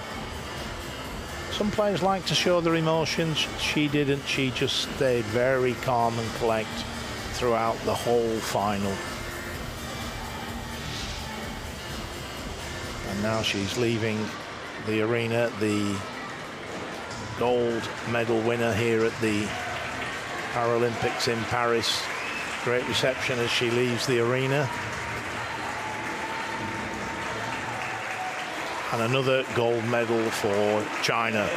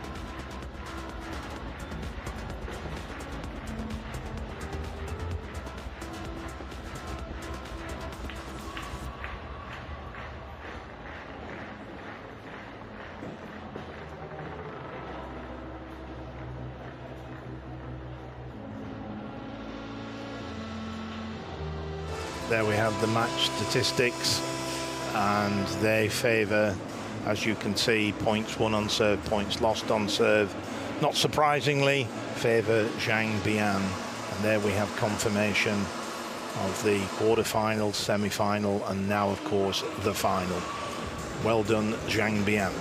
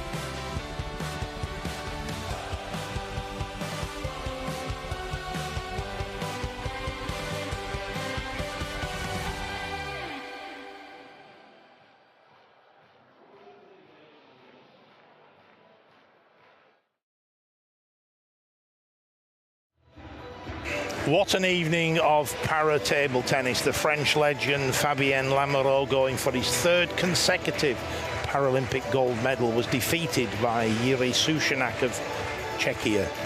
We saw China's Zhang Bian win her fourth consecutive Paralympic gold medal, a phenomenal achievement.